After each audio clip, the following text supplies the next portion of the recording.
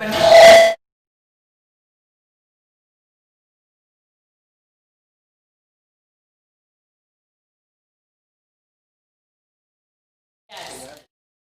So yes, thank you.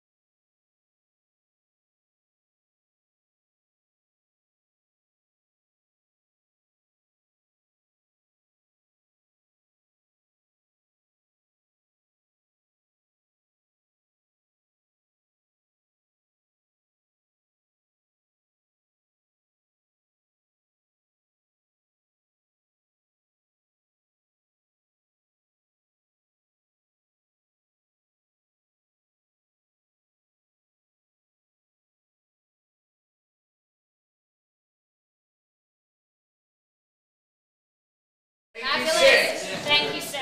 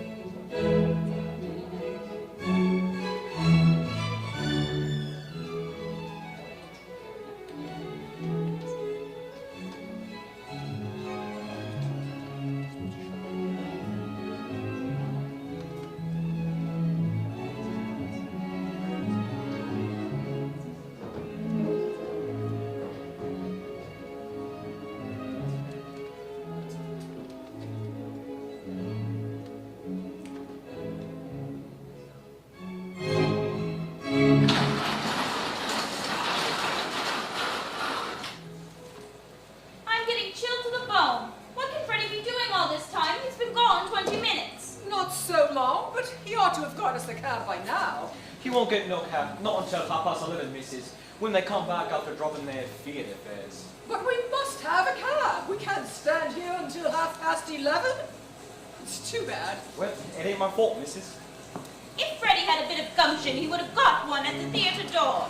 What could he have done, poor boy? Other people got cabs. Why couldn't we? Well, haven't you got a cab? No, there's not one to be had for love or money. Oh, Freddie, there must be one. You can't have tried. They're all engaged. The rain was so sudden, nobody was prepared. Everybody had to take a cab. Did I you, went from Charing Cross all the way to Ludgate Circus. They're all engaged. did you try Trafalgar Square? There wasn't one at Trafalgar Square. Did you try? I tried as far as Charing Cross Station. Did you expect me to walk to Hammersmith? You haven't tried at all. Love or money? You really are very helpless, Freddie. Go again, and don't come back until you have found a cab. I shall simply get soaked for nothing. And what about us? Are we to stand here all night in this downpour with next to nothing on? You selfish pig. Why you Oh, want very well, very well. I'll go. Now then, Freddie, Sorry, you're ready to go, sorry. dear. Oh, there's manners for you. 2 bunches of organs tramp to the mud. How do you know that my son's name is Freddie, pray? There's manners for you. 2 bunches of organs tramp to the mud and not a penny offered. do nothing of the sort, Mother? The idea. Please allow me, Clara. Have you any pennies? No, I've nothing smaller than a sixpence. I can give you change for a tenner coin, lady. Give it to me. Now, this is for your flowers. Oh, thank you kindly, lady.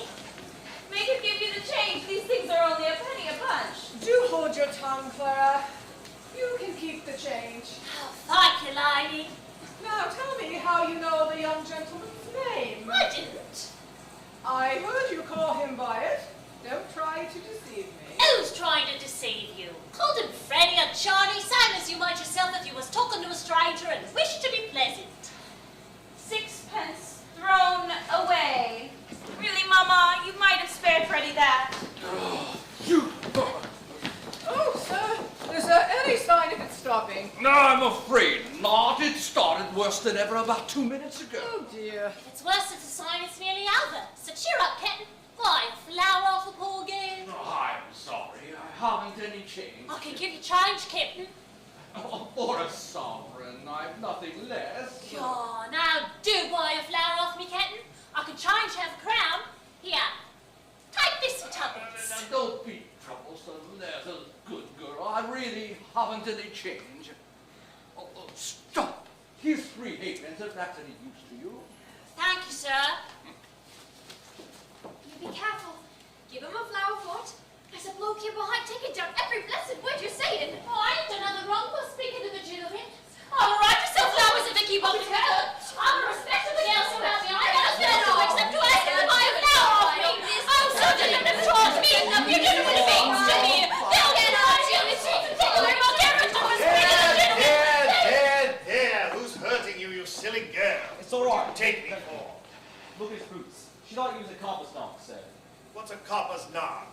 It's a copper's knock, as you might say. Or whatever you call it. A sort of informal. Oh, I take my Bible oath, though I never said a word to Shut him. up! Shut up! Do I look like a policeman? Then what did you take down me words for? How do I know whether you took me down right? You just show me what you wrote about me. Well, what's that? I can't read that. That ain't proper writing. I can. Cheer up, Captain. Buy a flower off a poor girl. Because I called him Kenny. Oh, I meant no harm. Oh, sir, don't let a man in charge of give me for a word like that. Charge? I make no charge. Really, sir, you are a detective. You need not begin protecting me against young women until I ask you. Anybody could see the girl meant no harm. Nice finger girl can't shelter from the rain without being insulted. Gal never said a word to him. What harm if she did? He ain't a knock. He's a blooming busybody, that's what he is. I tell you, look at his boots. How are all of your people down in Chelsea? Who told you my people come from Chelsea? Never you mind, they did. How do you come to be so far east? You were born in Lisson Grove. Oh, what harm is there in my leaving Lisson Grove? He wasn't fit for a pig to live in, and I had to pay 4 and 6 a week.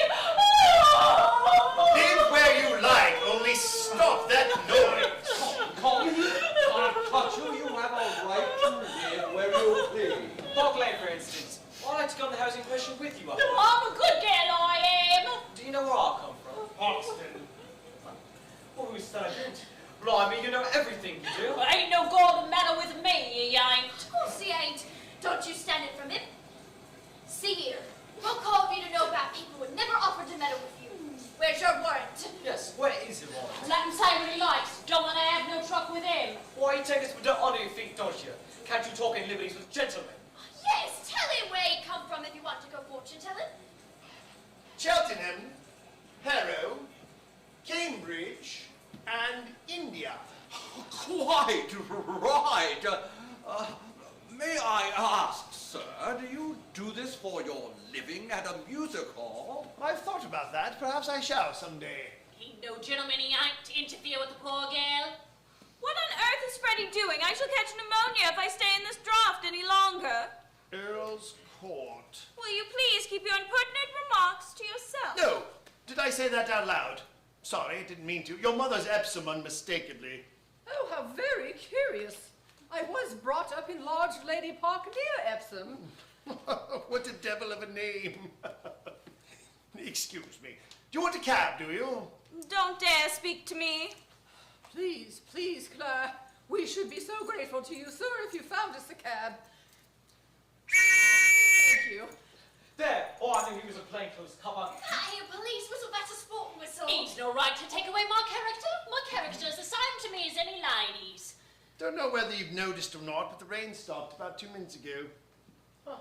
Well, so it has. Why'd you say so before? And us losing our time listening to your silliness. I can tell where you come from. You come from Anwell. Go back there. Hanwell. Thank you, teacher. Ha ha! So long. Frightening people like that, how would he like it himself? It's quite fine now, Clara. We can walk to a motor bus. Come. But the cab! Oh, how tiresome! Oh, girl. Hard enough for her to live without being worried, isn't she? How do you do it, if I may ask? Simply phonetics, the science of speech. That is my profession, also my hobby. Happy is the man who can make a living out of his hobby. You can tell an Irishman or a Yorkshireman by his brogue. I can place a man within 6 miles, within 2 miles in London, sometimes within 2 streets. Ought to be ashamed of himself, unmanly coward. But is there a living in that? Oh yes, quite a fat one. We live in the age of upstarts. You see, men start in Kentish Town at £80 a year. They wind up in Park Lane at 100,000. They wish to drop at the Kentish Town, but they give themselves away every time they open their mouths. Now I can Let teach him so mind much- his own business and leave a poor girl alone. Woman! Cease this detestable boo-hooing this instant, or go seek the shelter of some other place of worship. I've a right to be here if I like, same as you. A woman who makes such disgusting and depressing sounds has no right to be anywhere, no right to live. Try to remember that you're a human being with a soul and the divine gift of articulate speech, that your language is the language of Shakespeare and Milton and the Bible, and don't sit there crooning like a bilious pigeon. Ow! Heavens, what a sound.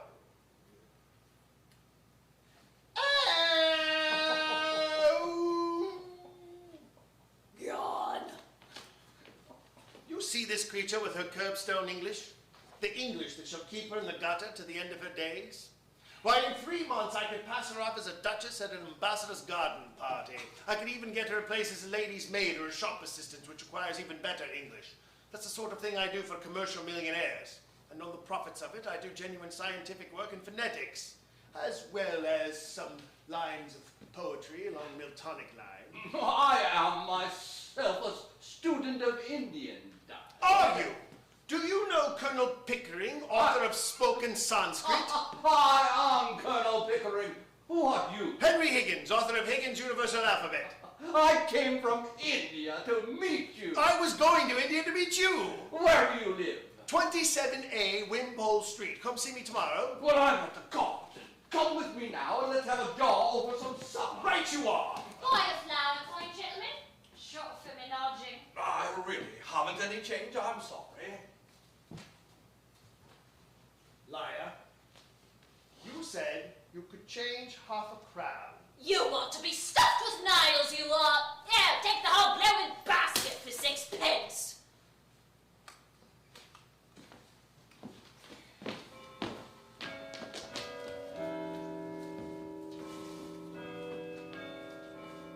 A reminder.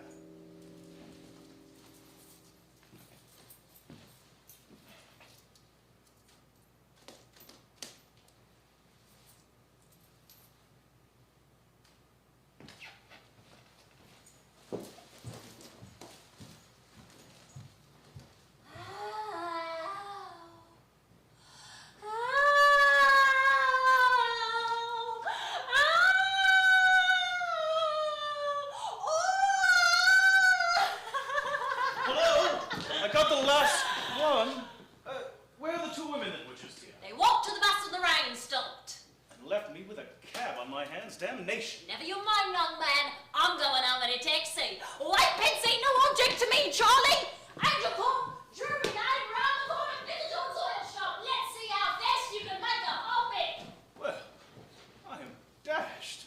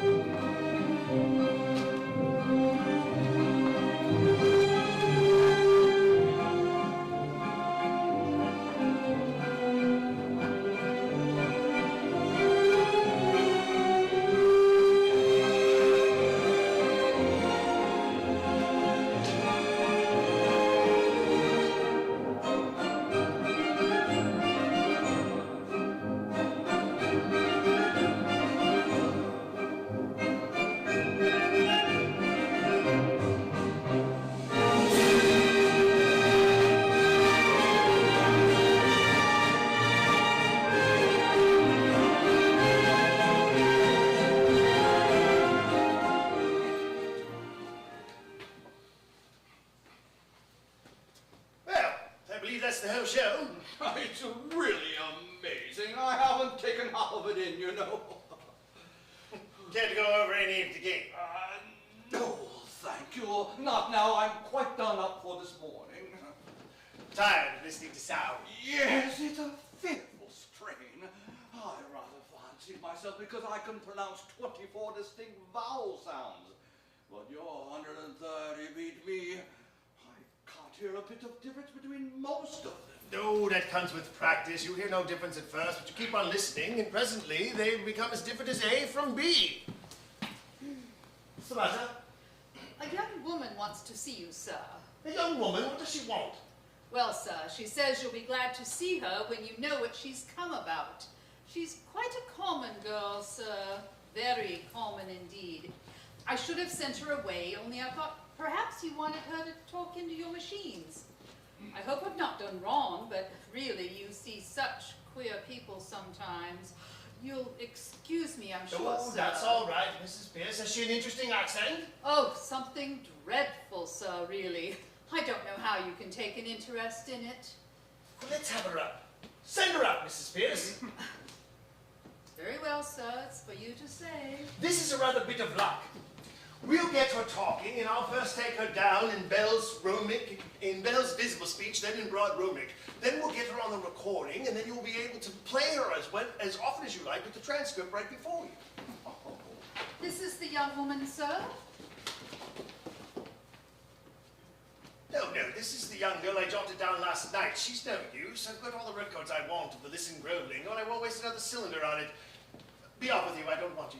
Don't you be so saucy. You ain't heard what I come for yet. Did you tell him I come in a taxi? Nonsense, girl. What do you think a gentleman like Mr. Higgins cares what you came in? Oh, we are proud. Well, he ain't above giving lessons, not him. I heard him say so. But here I am, not asking any compliment, but if my money's not good enough, I can go elsewhere. Good enough for what? Good enough for you. Now you know, don't you? I'm going to have lessons, I am, and to pay for them too, make no mistake. Well, what do you expect me to say to you? Well, if you was a gentleman, you might ask me to sit down, I think. Don't I tell you I'm bringing Pickering, shall we ask this baggage to sit down, or shall we throw her out of the window? No! I won't be called a baggage when I've offered to pay like any lady. What is it you want, my girl? Want to be a lady in a flower shop instead of selling at the corner of Tottenham Court Road. But they won't take me unless I can talk more genteel. He said he could teach me. Well, here I am, not asking any favour. He treats me as if I was dirt. How can you be such a foolish, ignorant girl as to think you could afford to pay Mr. Higgins? Well, why shouldn't I? I know what lessons cost as well as you do, and I'm ready to pay. How much? Now you're talking. Thought you'd come off it when you saw a chance of getting back a bit of what you chucked at me last night. You had a dropping, hadn't you? Sit down. Oh, if you're going to make a compliment of it. Sit down. Sit down, girl. Do as you're told. Oh! Won't you sit Don't mind if I do. What's your name? Liza Doolittle. Eliza. Elizabeth. Betsy and Bess went to the woods to fetch a bird's nest. They found a nest with 4 eggs in it. They took one apiece and left 3 in it. Don't be silly. You mustn't speak like that to the gentleman. Why won't he speak sensible to me? Come back to business. How much do you propose to pay for the lesson? Oh, I know what's right. A lady friend of mine gets French lessons for 18 pence an hour from a real French gentleman. Well, you wouldn't have the face to ask me the same for teaching me my own language as you would for French, so I won't give more than a shilling. Take it or leave it. Pickering, if you consider a shilling not as a simple shilling, but as a percentage of this girl's income, it works out as fully equivalent to 60 or 70 guineas from a millionaire. How so? Well, figure it out. A millionaire has about £150 a day. She earns half a crown. Who told you I owe She you? offers me 2/5 of a day's income for a lesson. 2/5 of a day's income for a millionaire would be about £60. It's handsome. By George, it's enormous. It's the biggest offer I've ever had. 60 pounds? What are you talking about? I never offered you 60 pounds. Where would I get 60 pounds? Oh, hold your tongue. But I ain't got 60 pounds. Stop crying, girl. Sit down. Nobody is going to touch your money. Somebody is going to touch you with a broomstick if you don't stop sniveling. Now sit down. Oh, I would think you was my father. I'll be worse than 2 fathers to you if I decide to teach you. Here, What's this for? to wipe your eyes, to wipe any part of your face that feels moist. That is your handkerchief. This is your sleeve. Try not to mistake the one for the other if you wish to become a lady in a shop. It's no use talking to her like that, sir. She doesn't understand you. Besides, you're quite wrong. She doesn't do it that way at all. Here, you give me that handkerchief. He give it to me, not to you. He did. I think it must be regarded as her property, Mrs. Pierce. Serve you right, Mr. Higgins. Higgins? I'm interested. What about the ambassador's garden party? I'll say you're the greatest teacher alive if you make that good. I'll bet you all the expenses of the experiment you can't do it. And I'll pay for the lesson. Oh, you are real good. Thank you, Captain. It's almost irresistible. She's so deliciously low, so horribly dirty. Oh, I ain't dirty. I washed my face and hands before I come, I did. You're certainly not going to turn her head with flattery, Higgins. Oh, don't say that, sir. There's more ways than one of turning a girl's head. And nobody can do it better than Mr. Higgins, though he may not always mean it. Oh, I do hope you won't encourage him to do anything foolish. Now, what is life but a series of inspired follies? The difficulty is finding them to do. Never miss a chance. They don't come every day. Yes, I shall make a duchess out of this draggle-tailed gutter snipe. Oh! In 6 months' time, in 3, if she has a good ear and a quick tongue, I'll take her anywhere and pass her off as anything. Yes, we'll get started right now, this moment. Take her downstairs, Mrs. Pierce, and clean her up monkey branch. It won't come off any other way. Is there a good hot fire in the kitchen? Yes, Then but... take off all of her clothes and burn them. Ring up Whiteley or someone to order some new ones. Wrap her up in brown paper till they come. Oh, you know, gentlemen, you're not to talk of such things. I'm a good girl, I am, and I know the like you are, I do. We're to have none of your Miss Listen Grove prudery here, young woman. You've got to learn to behave like a duchess. Take her downstairs, Mrs. Pierce. If she gives you any trouble, wallop her. No, I'll call the police, I will. But I've no place to put her. Put her in the dustbin. Young Higgins, be reasonable. Really, sir, you must be reasonable. You can't walk over everybody like this. I walk over everybody. My dear Mrs. Pierce, my dear Pickering, I assure you I had no intentions of walking over anybody. I merely proposed that we should be kind to this poor girl, to help her, to fit her to her new station in life. If I did not express myself clearly, it was merely because I did not wish to offend her delicacy or yours. Well, did you ever hear anything like that, sir? Never, Mrs. Pierce, never. What's the matter? The matter is, sir, that you can't take a girl up like that as if you were picking up a pebble on the beach. Why not? Why not? But you don't know anything about her. What about her parents? She may be married. Gone. Married. There, as the girl so perfectly says, gone, married indeed. Don't you know a woman of that class looks a worn-out drudge of 50 a year after she's married? Who'd marry me? By George, Eliza, the streets will be strewn with the bodies of men shooting themselves for your sake by the time I'm done with you. Nonsense, sir! You can't talk like that to her. I'm going. He's off his jumpy ears. I don't want no boys teaching me. You, mad, am I? Very well, Mrs. Pierce, you needn't order the new clothes for her. Throw her out. No, I won't let you touch me. You see now what comes of being saucy. This way, please. I didn't want no clothes. I wouldn't have taken them. I could buy my own clothes.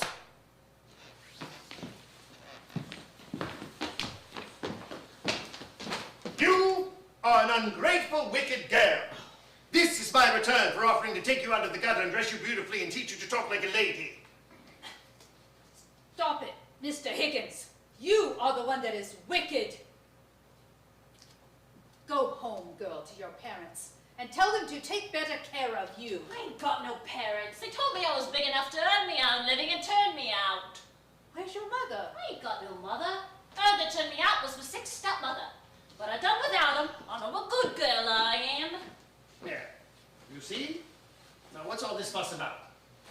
The girl is no use to anybody but me. You can adopt her, Mrs. Pierce. I'm sure a daughter will be a great amusement to you. Now stop making any more fuss. Take her downstairs and clean her But up. what's to become of her? Is she to be paid anything? You must look ahead a little. Well, pay her whatever's necessary. Put it down in the housekeeping book. What will she want with money? She'll have her food. She'll have her clothes. She'll only drink if you give her money. Oh, you are a brute. It's a lie. Nobody ever saw the sign of liquor on me. Does it occur to you, Higgins, that the girl has some feelings? No. At least not any we need worry about, have you, Eliza? I've got my feelings, same as anyone else. You see the difficulty? What? To get her to talk grammar, the mere pronunciation is easy enough. I don't want to talk grammar. I want to talk like a lady. Will you keep to the point, Mr. Higgins? I want to know on what terms the girl is to be here. Is she to have any wages? What's to become of her when you've finished your teaching? You must look ahead a little. Well, what's to become of her? We leave her in the gutter, Mrs. Pierce. Answer me that. That is her own business, Mr. Higgins, not yours. Very well, then, when I'm done with her, we can put her back into the gutter, and then it will be her own business again. That will be all right. Oh, you've no feeling, aren't you? You don't care for nothing but yourself. Here, I've had enough of this. I'm going. You ought to be ashamed of yourself, you ought. Have some chocolates, Eliza. How do I know what might be in them? I've heard of girls being drugged by the like of you. Pledge of good faith, Eliza. I'll eat one. And you eat one. How? You shall have boxes of them, barrels of them. You shall live on them, eh?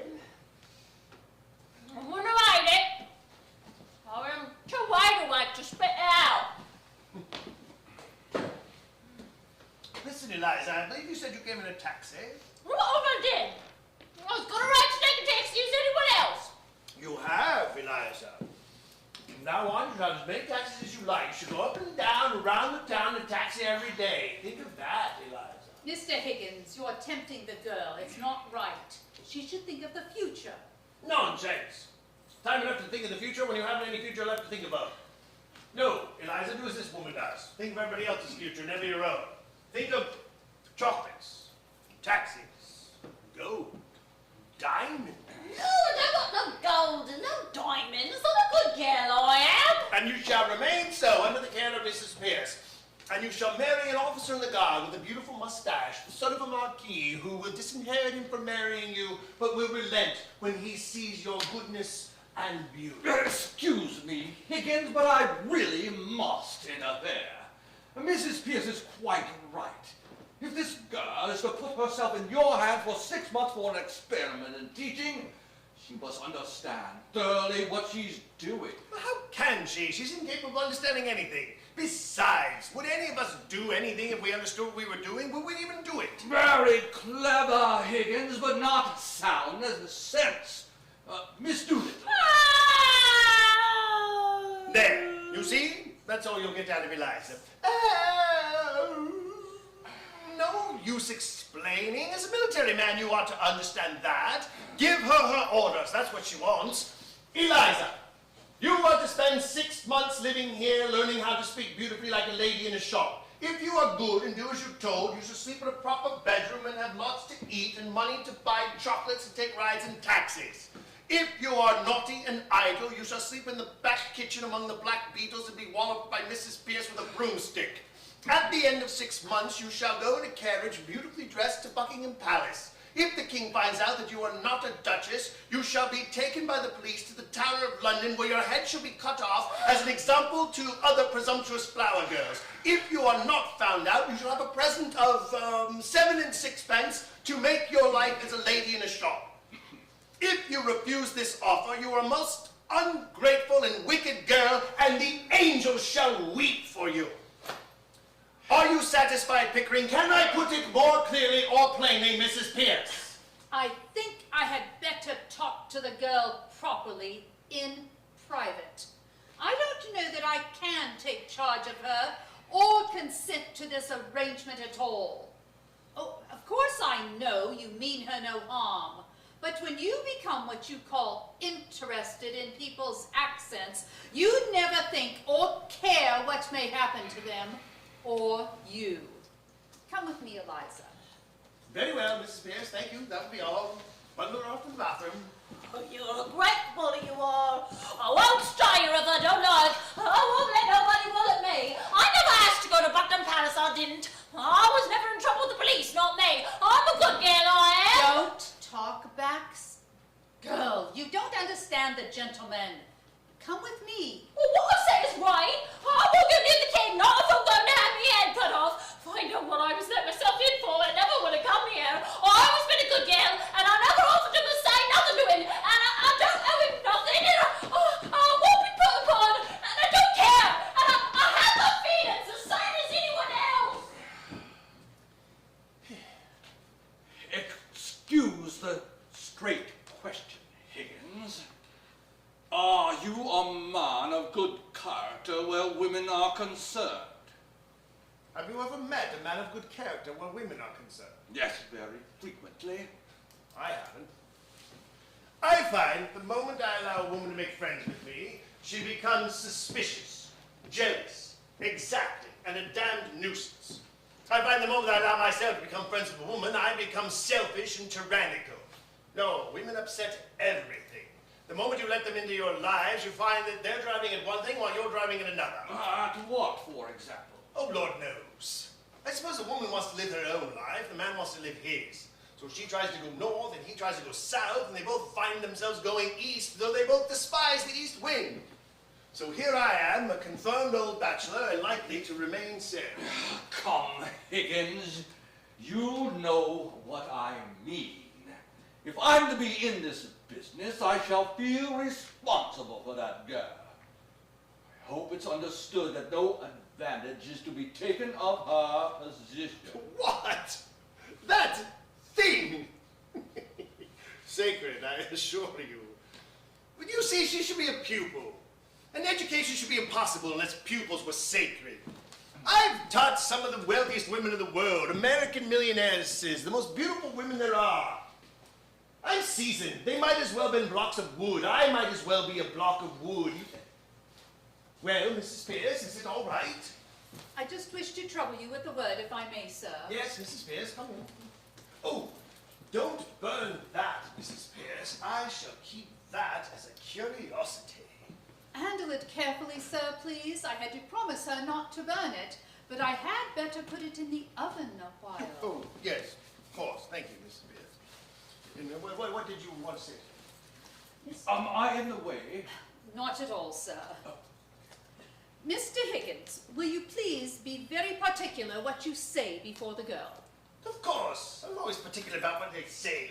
Why do you say this to me? No, sir, you're not at all particular when you've mislaid anything or when you're a bit impatient. Now, it doesn't matter before me. I'm used to it, but you really must not swear before the girl. Swear?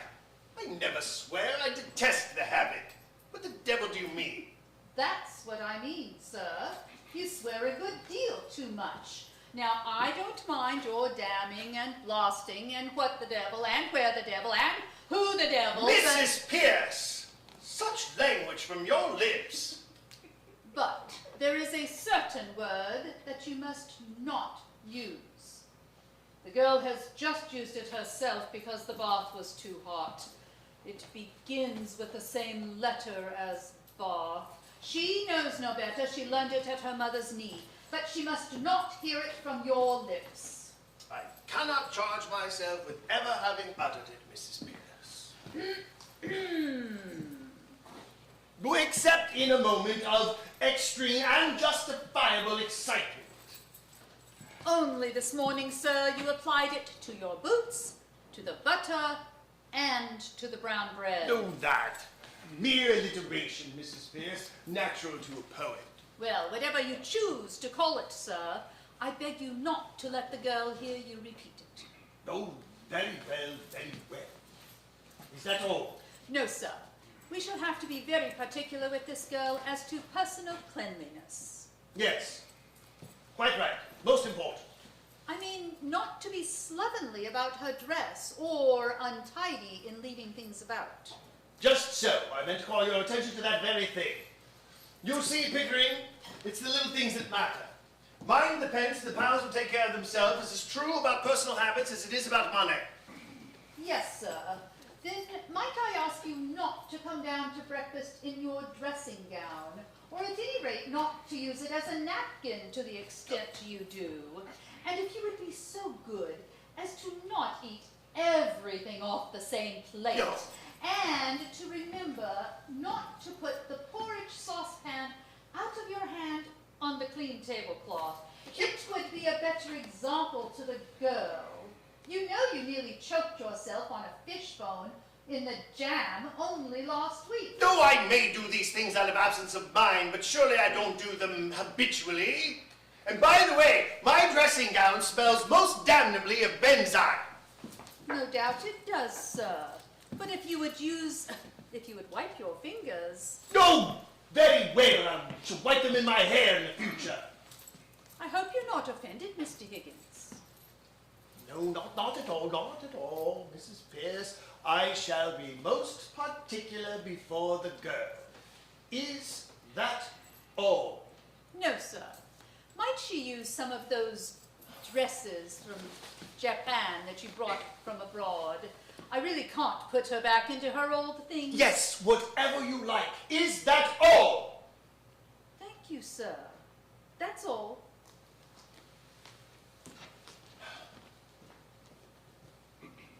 You know, Pickering, that woman has the most extraordinary ideas about me. Here I am, a shy, diffident sort of fellow.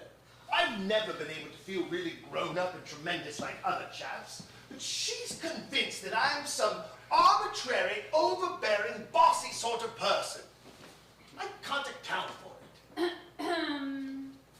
If you please, sir, the trouble is beginning already. There's a dustman downstairs. Alfred Doolittle wants to see you. He says you have his daughter here. Do I say? Send the blackguard out. Very well, sir. He may not be a blackguard, Higgins. Nonsense, of course he's a blackguard. Whether he is or not, I'm afraid we shall have some trouble with him. No, I think not. If there's any trouble to be had, it shall be him who has it with me, not I with him. Besides, we're likely to get something very interesting out of you. Oh, about the girl? No, I mean his accent. Oh. Doolittle, sir. Professor Higgins. Here. Good morning. Sit down. Thank you, Governor. Good morning.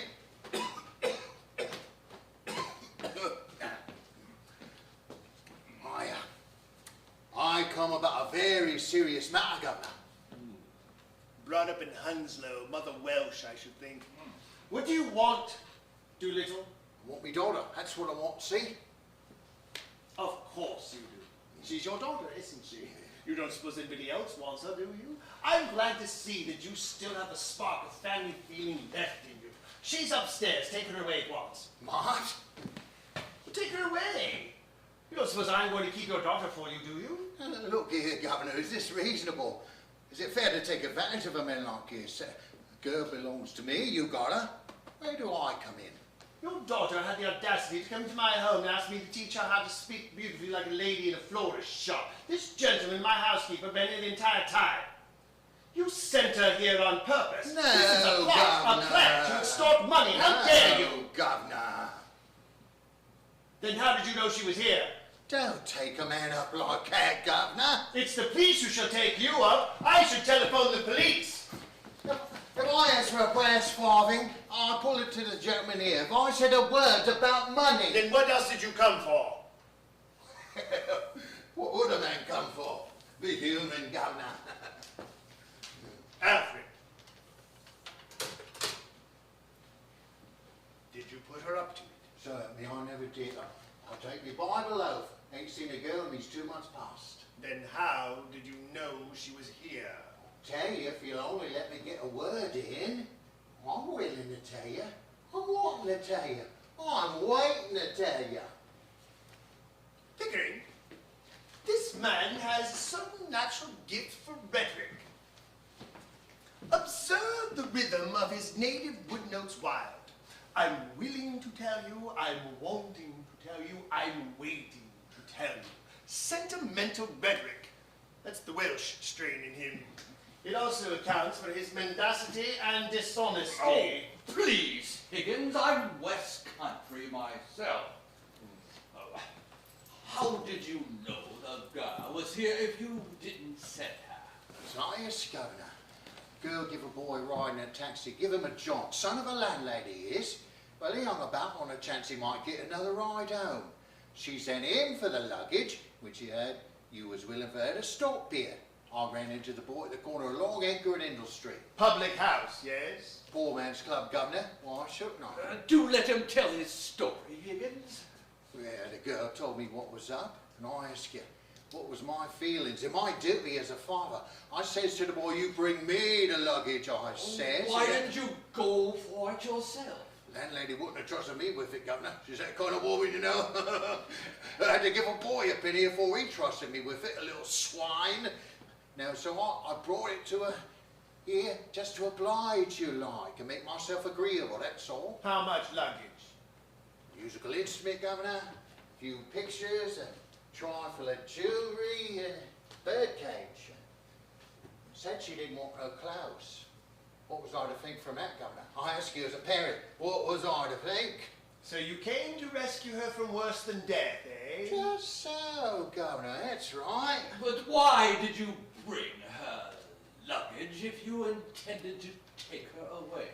Have I said a word about taking her away, have I now? Where are you going to take her away, double quick? No, Governor, don't say that. I'm not going to understand any girls lie. Here's a career opening for her, as you might say, and I'm not going to get in her way. Mrs. Pierce, this is Eliza's father. He's come to take her away. Give her to him. No, this is a misunderstanding. But he can't take her away, Mr. Higgins. How can he? You told me to burn her clothes. That's right, I can't carry the girls through the streets like a bloomin' monkey now, can I? I'll put it to you. You have put it to me that you want your daughter. If she has no clothes, go out and buy her some. Where'd the clothes she come in, huh? Did I burn them or did your missus here? I am the housekeeper, if you please. I've sent for some clothes for your girl. When they come, you can take her away. You can wait in the kitchen. This way, please.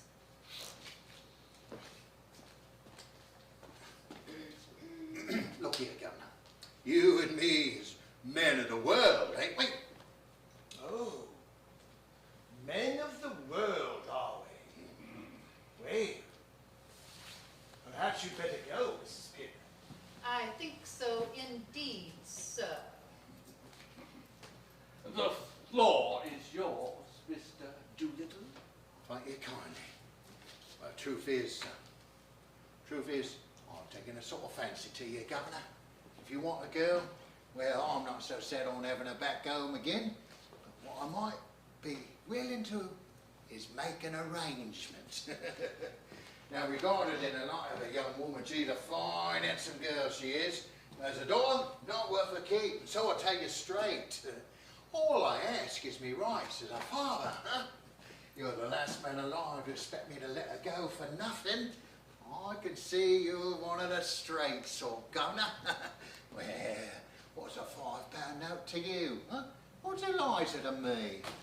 I think you ought to know, Doolittle, that Mr. Higgins' intentions are entirely honorable. Of course they are, Governor. I thought they wouldn't.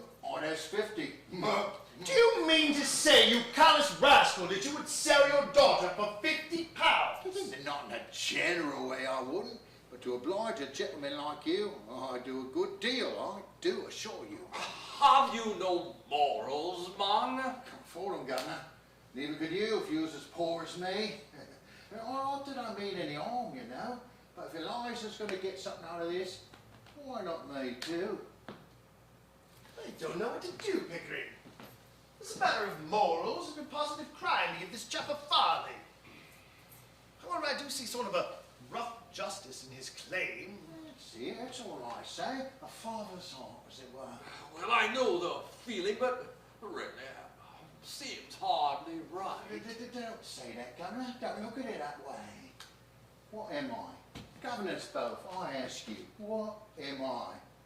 I'm one of the undeserving poor. That's what I am. Think of what that means to a man.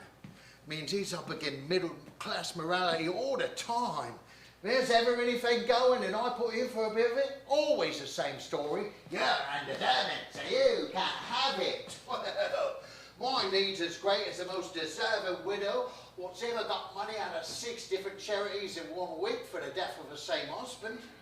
I don't need less than a deserving man. I need more. I don't eat less odd in them, and I drink. I drink a lot more. I want a bit of amusement. I'm a thinking man. What cheerfulness, a song and a band when I feel low. Well, they charge me the same for everything as they charge the deserving.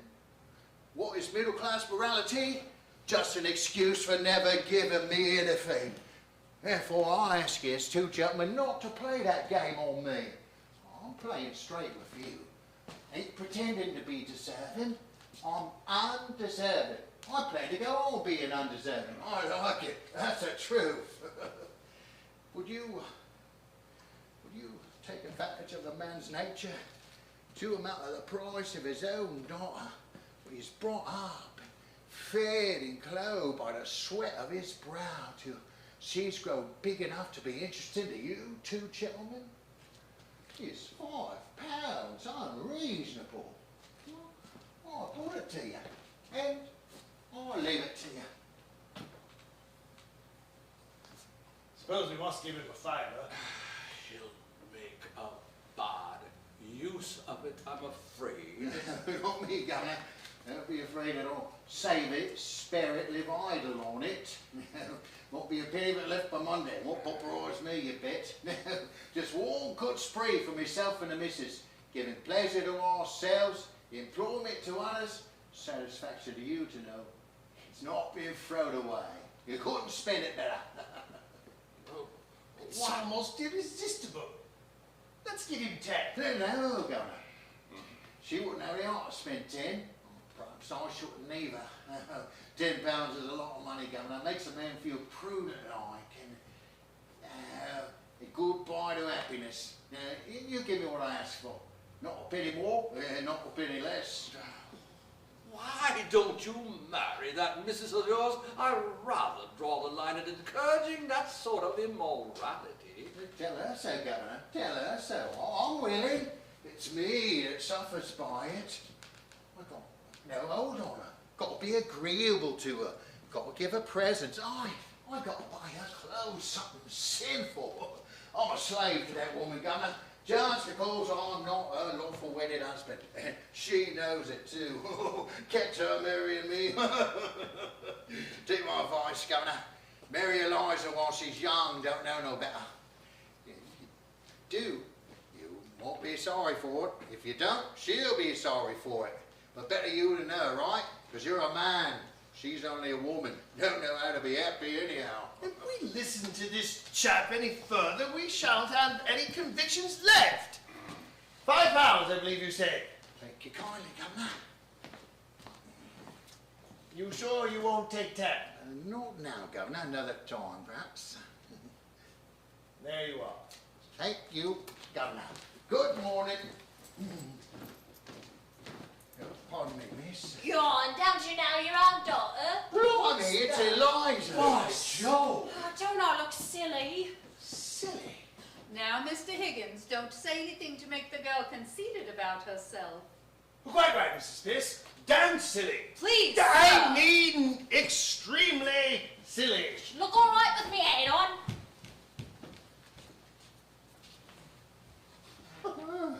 A new fashion, by George. And it ought to look horrible. Never thought she'd clean up as good looking as that. Credit to me, ain't she? I tell you, it's easy to clean up here. Hot and cold water on tap, just as much as you like there is. Woolly towels there is, and a towel also hot it burns your fingers.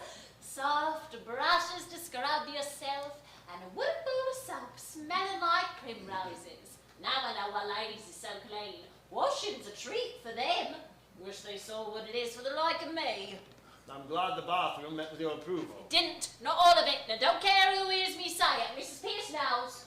What was wrong, Mrs. Pierce? It's nothing, sir. It doesn't matter. I had a good mind to break it. Didn't know which way to look, but I hung a towel over it, I did. Over what? Over the looking glass, sir. Doolittle, you brought your daughter up too strictly. Not me. Never brought her up at all, except to give her a lick of strap now and again. She ain't accustomed to it, Governor, you see. Don't worry, she'll soon pick up all your free and easy ways. I'm a good girl, I am, and I won't go picking up no free and easy ways. Eliza, if you say you're a good girl once more, your father shall take you home. Not him. You don't know my father. All he come here for was to touch you for some money to get drunk on. What else would I want money for? Putting a plate at church, I suppose. Ah, don't give me none of your lip, and don't let me catch you giving this gentleman any of it neither. You'll hear about it from me, see? Have you any further advice to give her before you go, Doolittle? Your blessing, perhaps? Nor me, Governor. I ain't such a mug as to put up with children all I know myself. Hard enough to hold 'em in without that. Now, you want Elijah's mind improved, you do it yourself, with a strap. So long, gentlemen. Stop! You'll come and visit her regularly, won't you? It is your duty, you know. I have a brother who's a clergyman. He can help you in your talks with her. And certainly I'll come, Governor. Only not just this week, because I've got a job in a distance. But later on, you may depend on me. Good afternoon, gentlemen. Afternoon, Mum.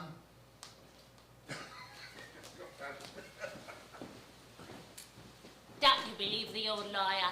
He'd as soon you said a bulldog on him as a clergyman. You won't see him again in a hurry. I don't want to, Eliza. Do you? Not me. I don't want never to see him again. He's a disgrace to me. He is collecting dust when he should be working at his trade. Oh, what is his trade, Eliza? You're talking money out of other people's pockets into his own.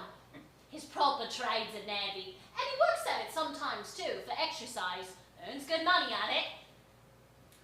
Ain't you going to call me Miss Doolittle anymore? I beg your pardon, Miss Doolittle. It was a slip of the tongue. No, I don't mind. Only it sounded so genteel. I should just like to take a taxi to the corner of Tottenham Court Road and get out and tell it to wait for me, just to put the girls in their place a bit. I wouldn't speak to them, you know. Perhaps we should wait till you have something really fashionable. Besides, Eliza, you don't want to go cutting out your own friends now that you've risen up in the world. That's what we call snobbery. Oh, you don't call the like of them me friends now, I should have. They've taken it out of me often enough with their ridicule, and now I mean to get a bit me own back. If I'm to have some fashionable clothes, oh wait, I should like to have some. Mrs. Pierce says you're going to get me something to wear in bed at night different to what I wear in the daytime. Though it do seem like a bit a waste of money when you could get something to show. Besides, never could fancy changing into cold things on a winter's night. Now, Eliza, the new things have come for you to try on. Ah! Don't rush about like that, girl. Pickering, we have taken on a stiff job. Higgins, we have.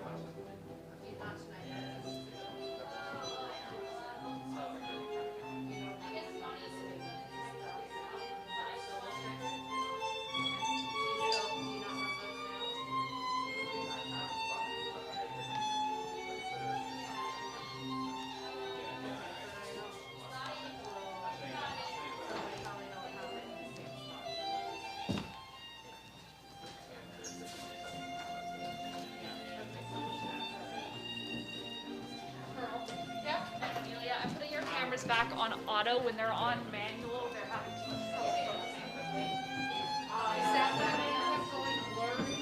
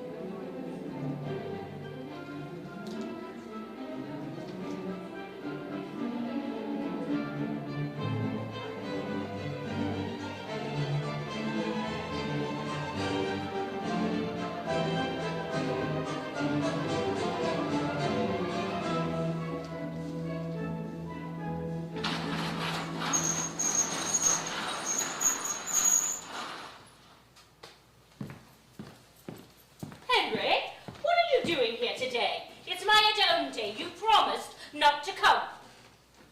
Don't bother. Go home at once. I know, Mother. I came on purpose. Well, you mustn't. I'm serious, Henry. You offend all my friends. They stop coming whenever they meet you. No nonsense. I know I have no small talk, but people don't mind. Oh, don't they? Small talk indeed. What about your large talk? Really, dear, you mustn't stay. I must. I've got a job for you. A kinetic job.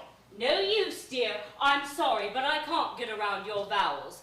And though I like getting pretty postcards in your patent shorthand, but I always have to read the copies in ordinary writing you so thoughtfully send me. Well, it's not a phonetic job. You just said it was. Well, not your part of it. I've picked up a girl. Does that mean some girl has picked you up? No. I don't mean a love affair. What a pity. Why? Well, you never fall in love with anyone under 45. When will you discover that there's some rather nice-looking young women about? Oh, I can't be bothered with young women. My idea of a perfectly lovable woman is as much like you as possible. I never find myself in the way of liking young women. Some habits lie too deep to change. And besides, they're all idiots. Do you know what you would do if you really loved me, Henry? What? Don't bother. Mary, I suppose. No! Stop fidgeting and take your hands out of your pockets! That's a good boy. Now tell me about the girl. Well, she's coming to see you. I don't remember asking her. You didn't ask her, I asked her. If you'd known her, you wouldn't have asked her. Indeed, why? Well, you see, it's like this. She's an ordinary flower girl. I picked her up off the curbstone. And invited her to my home. Well, yes, you see, it'll be all right. You see, I've taught her how to speak properly, and she's under strict rules to speak about only two subjects. The weather and everybody's health. How do you do, nice day, and so forth. And not to go on in general about topics. That should be safe. Safe? To talk about our health, about our insides, perhaps about our outsides. How could you be so silly, Henry? Well, she must talk about something. No, don't you fuss. Everything will be all right. Pickering's in on it with me. I have sort of a bet going, and I'll pass her on as a duchess in 6 months. I shall win my bet. I've been working on her for several months now, and she's catching on like a house on fire. She's got the most extraordinary ear, and she learns things faster than my middle-class pupils, because she's had to learn to speak an entirely new language. She talks English almost as if you talk French. Oh, that's satisfactory at all events. Well, it is and it isn't. What does that mean? Well, you see, you have to worry about not just how a girl pronounces, but what she pronounces. And that's where you come in. You see what... Mrs. and Miss Ainsford Hill. No, Lord. How do you do? How do you do? My son, Henry. Your celebrated son. I have so longed to meet you, Professor Higgins. Delight. How do you do? I've met you somewhere before. Where was it? I have a ghostly notion where, but I've heard your voice. Well, it doesn't matter. You better sit down. I'm sorry to say that my celebrated son has no manners. You mustn't mind him. I don't. Not at all. No, have I been rude? Sorry. Didn't mean to be. Colonel Pickering. How do you do, Mrs. Higgins? So glad of you to come. Do you know Mrs. Ainsford Hill? Miss Ainsford Hill. Has Henry told you what we've come for? No, we were interrupted, damn it. Henry, really? Are we in the way? No, not at all. You couldn't come more fortunately. We want you to meet a friend of ours. Yes, by George. We want 2 or 3 people. We don't do as well as anybody else. Mr. Ainsford Hill. Lord in heaven, another of them. So good of you to come. Colonel Pickering? How to do? And I don't think you know my son, Professor Higgins. How to do? I'll take my oath I've met you somewhere before. Where was it? I don't think so. It doesn't matter. Sit down.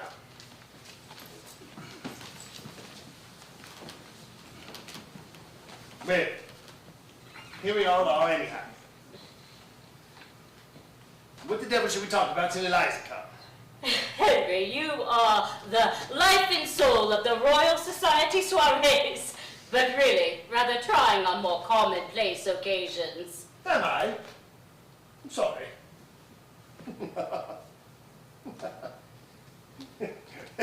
Suppose I am, you know. I sympathize. I haven't any small talk if people would only be frank and say what they really think. Heaven forbid. But why? What they think they ought to think is bad enough, Lord knows. But what they really think would stop the whole show. Do you think it would be really agreeable if I were to come out right now with what I really think? Is it so very cynical? Cynical? Who the dickens said it was cynical? I mean, it wouldn't be decent. I'm sure you don't mean that, Mr. Higgins. Though we're all savages, more or less. I mean, we're supposed to be civilized and cultured and know stuff about poetry and philosophy and science and art. But how many of us even really know the meanings of those names? Well, what do you know about poetry? What do you know about science? What does he know about art or science or anything else? And what the devil do you imagine I know about philosophy? Henry? Miss Doolittle. Here she is, Mother.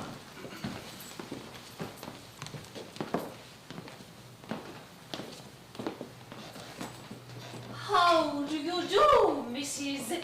Higgins? Mr. Higgins told me I might come. Quite so. I'm very glad indeed to see you. How do you do, Miss Doolittle?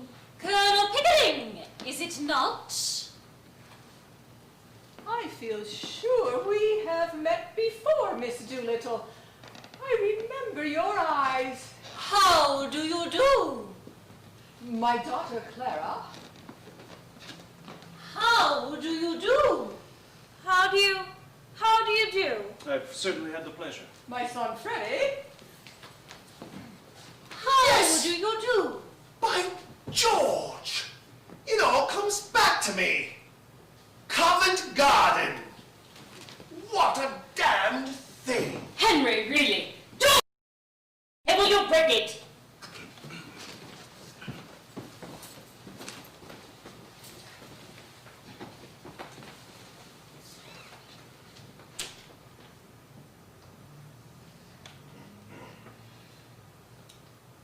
Will it rain, do you think? The shallow depression in the west of these islands is likely to move slowly in an easterly direction. There are no indications of any great change in the barometrical situation. Awfully funny. What is wrong with that, young man? I bet I got it right. Killing.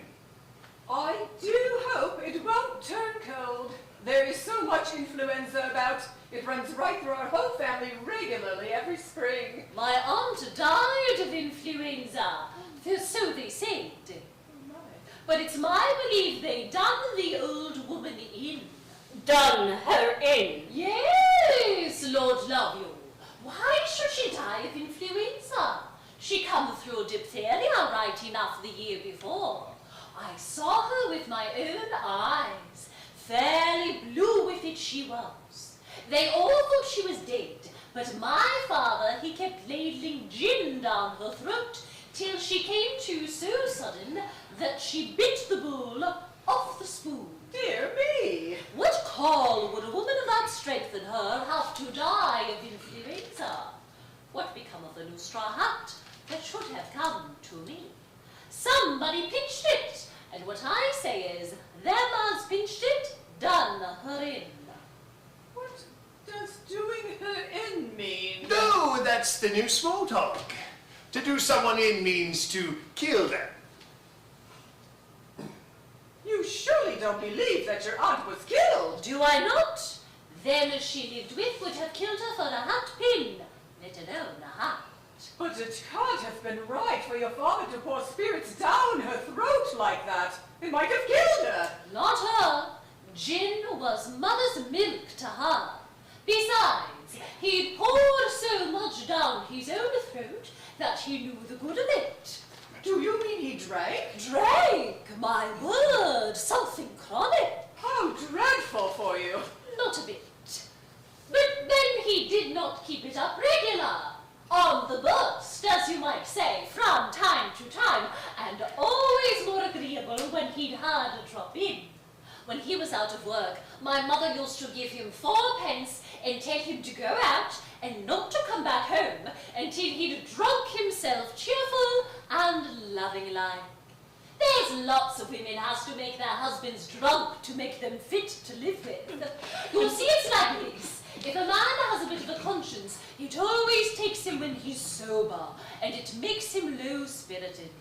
A drop of booze just takes that off, and makes him happy. Yeah, what are you sniggering at? The new small talk, you do it. Oh, so awfully well. If I was doing it proper, what was you laughing at?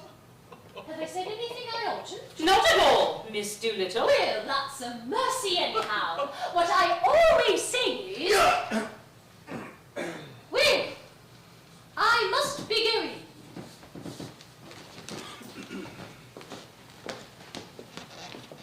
So pleased to have met you. Goodbye. Goodbye. Goodbye, Colonel Pickering. Goodbye, Miss Doolittle. Goodbye, all. Miss Doolittle, I was wondering if you were walking across the park, if I might... Walk? Not bloody likely.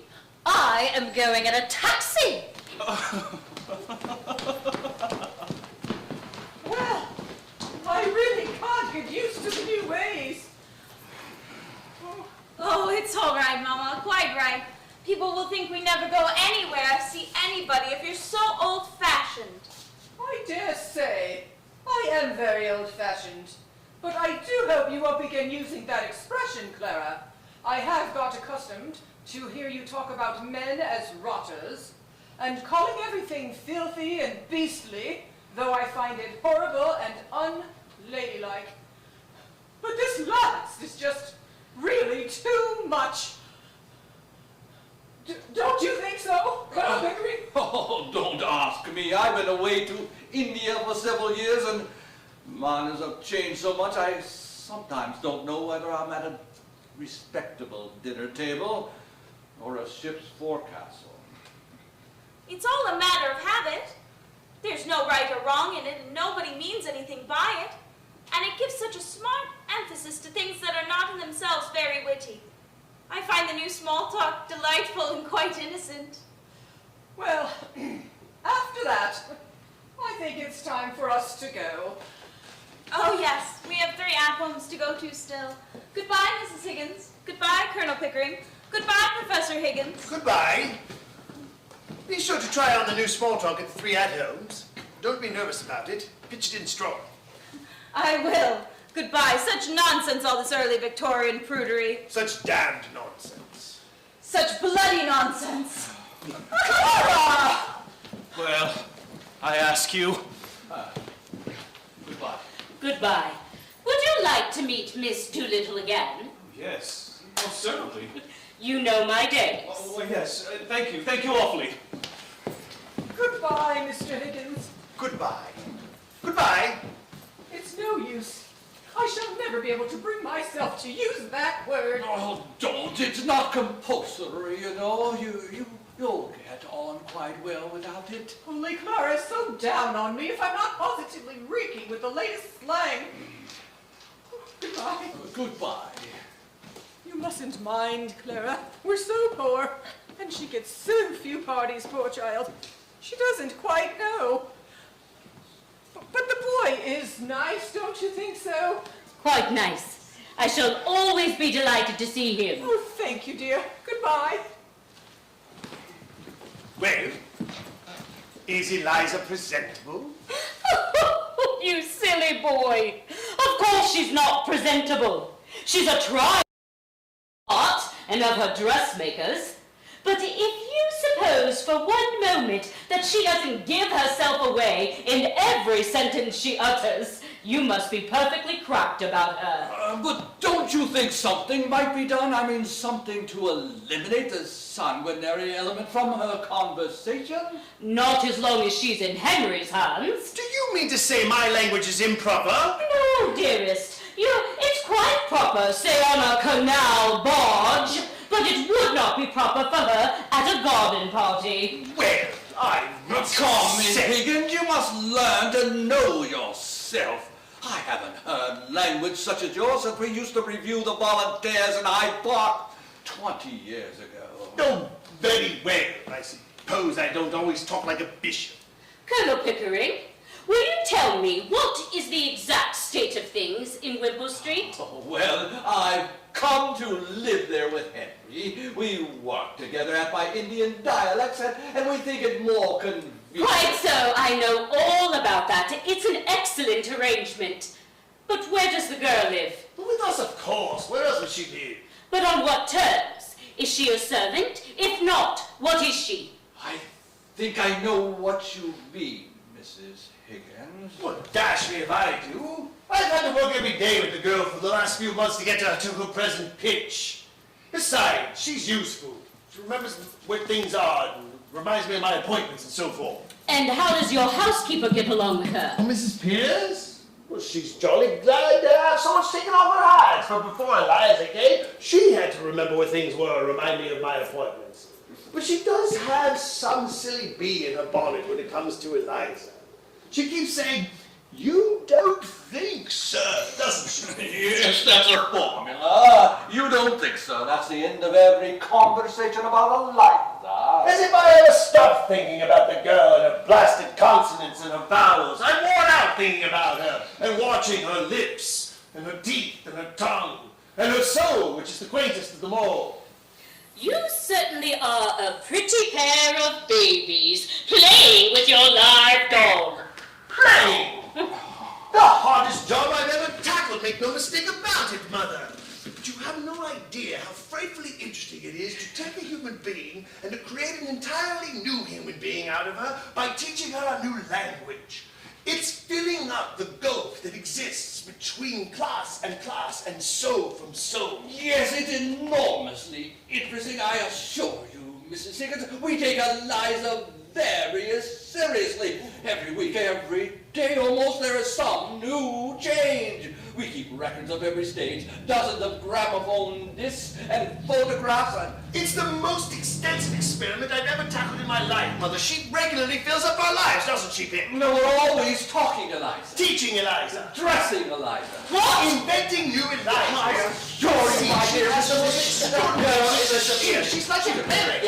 She picks up everything you give her. I taught her everything. And I always the same. Talking with the dialects, African dialects, Hottentot things that it took me months to master, and she picks them up again like a shot. As if she would have to pull herself. You got a match. I beg your pardon. Sorry. Once Pickering starts shouting, it's hard to get a word out. Colonel Pickering, don't you realize that when Eliza walked into Wimple Street, something walked in with her? Her father did, but Henry soon got rid of him. It would have been more to the point if her mother had. But as her mother didn't, something else did. But what? A problem. Oh, I see. The problem of how to pass her off as a lady. Don't solve that problem. I've half solved it already. No, infinitely stupid Mary. The problem of what is to be done with her afterwards. Oh, I shouldn't worry about that. She'll have no problem settling down somewhere or other with all the advantages that I've given her. The advantages of that poor woman that was here just now. Yes. The manners and habits that disqualify a fine lady from earning her own living without giving her a fine lady's income. Is that what you mean? Oh, that will be all right, Mrs. Higgins. Don't worry about that, Mother. We'll find her some light employment. She's happy enough. Don't worry about her. Goodbye. Besides, there's no use in bothering about it now. The thing is done, Mother. Goodbye. There are plenty of openings. We'll do what's right. Goodbye. Ooh, let's take her to the Shakespeare exhibition in Earl's Court. Be delicious. She'll mimic all the people for us when we get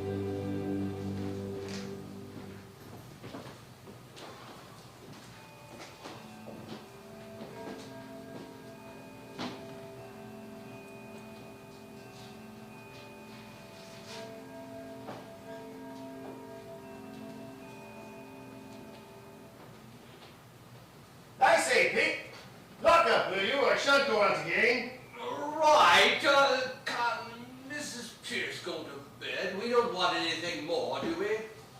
Lord, no.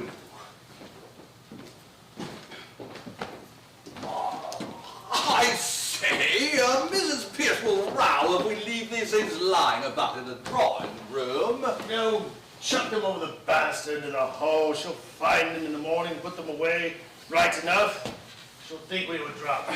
We are, slightly. Are there any letters? I didn't look. I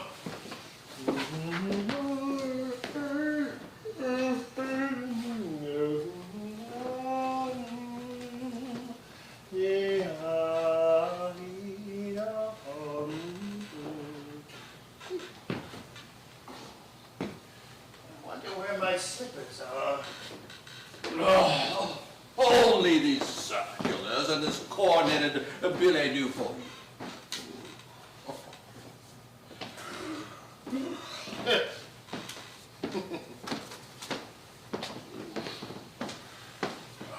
Money lender.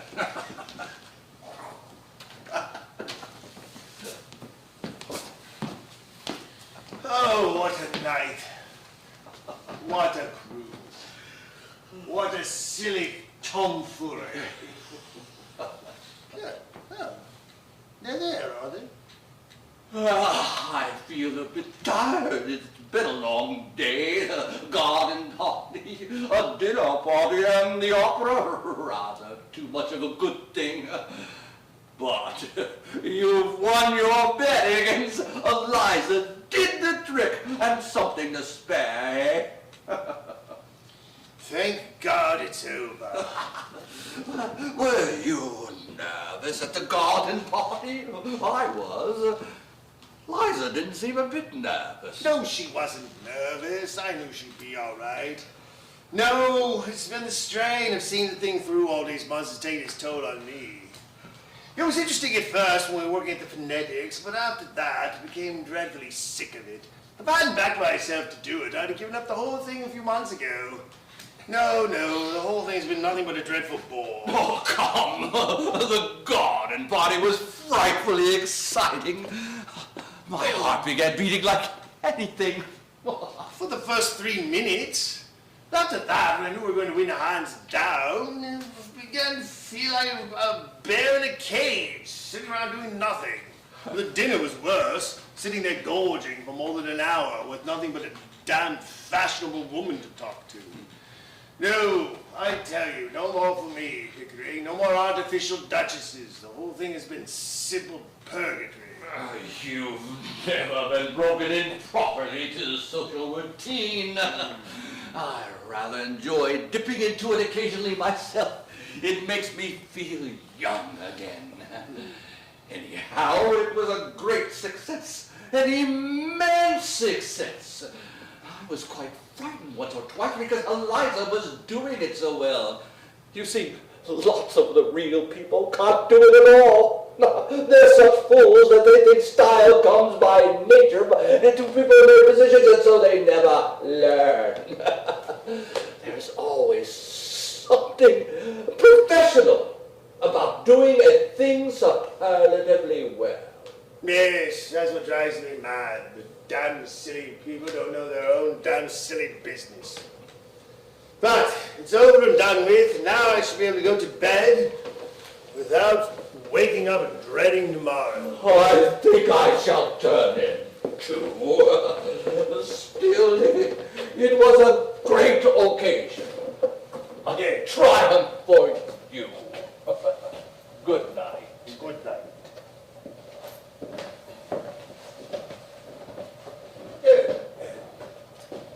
Put out the lights, Eliza, and tell Mrs. Pierce not to make coffee for me in the morning. I'll take tea.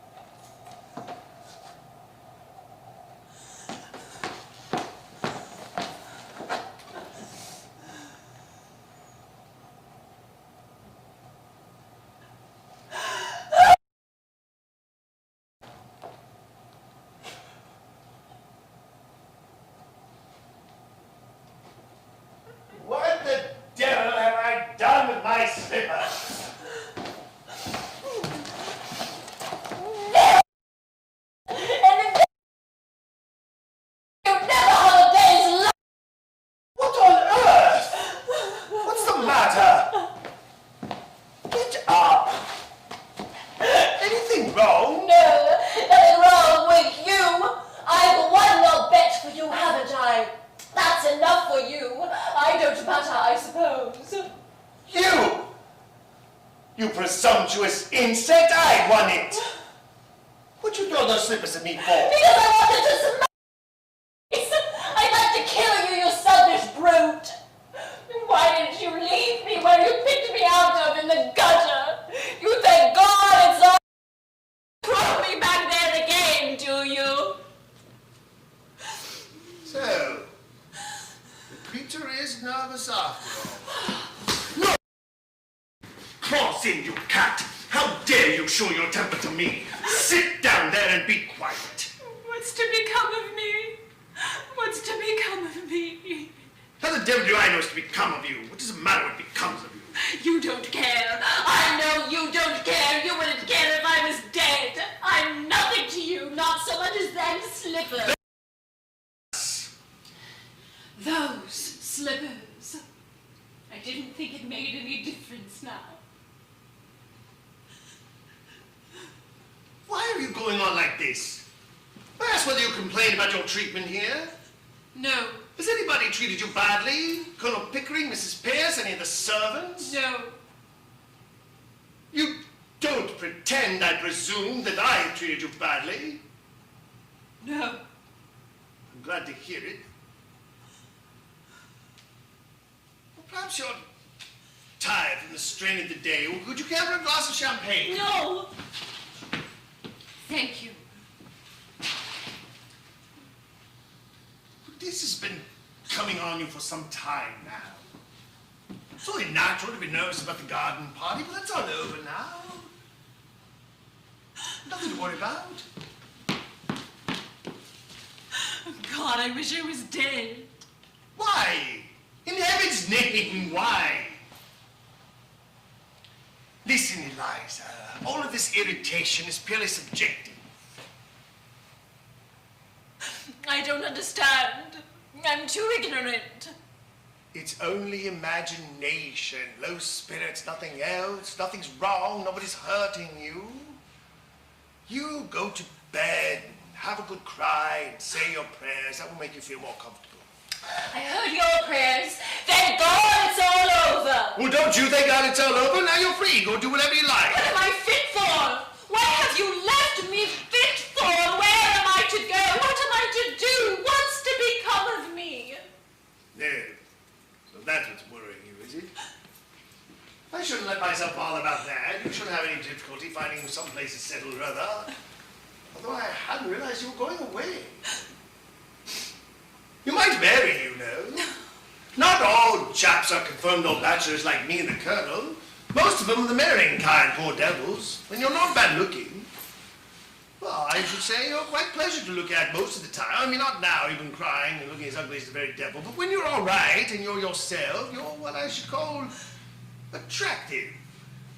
But you do the marrying kind, of course, you understand. You go to bed and have a nice rest and wake up in the morning and look at yourself in the glass. You won't feel so cheap. I dare say my mother could find some chap or other. We're above that at the corner of Tottenham Court Road. What do you mean? I sold flowers. I didn't sell myself. Now you've made a lady of me. I'm unfit to sell anything else. I wish you'd left me where you found me. Tosh, Eliza. Don't you go insulting human relations by dragging all this cant about buying and selling into it. You needn't marry the fellow if you don't like. What else am I to do? Oh, I don't know. Lots of things. But what about your old idea of a flower shop? I dare say Pickering can set you up in one. He's lots of money. You'll have to pay for those togs you've been wearing all day, and then with the hire of the jewelry, we'll put a good hole in £200. Oh, come. 6 months ago, you would have thought a millennium to have a flower shop. Come. You'll be all right.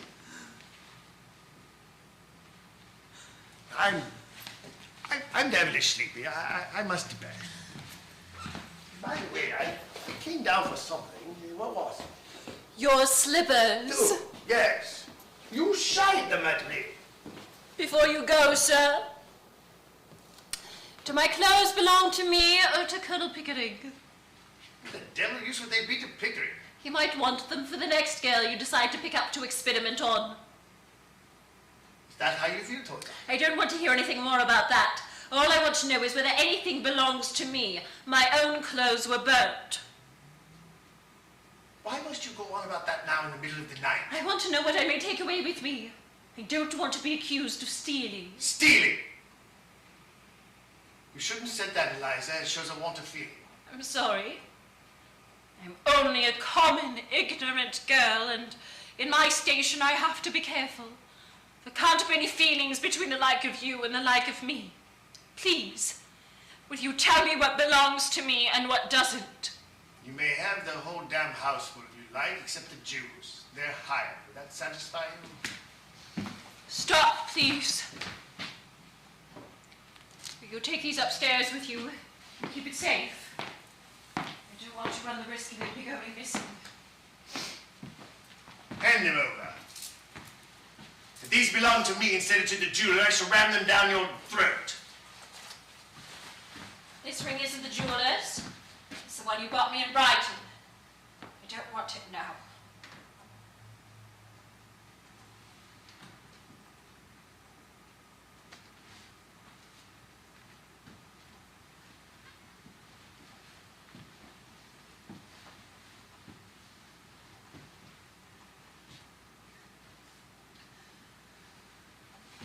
Don't hit me! Hit you! You infamous creature! How dare you accuse me of such a thing? It is you who has hit me, I'm glad. wounded me to the very heart. I'm glad. I've got a little of my own back anyhow.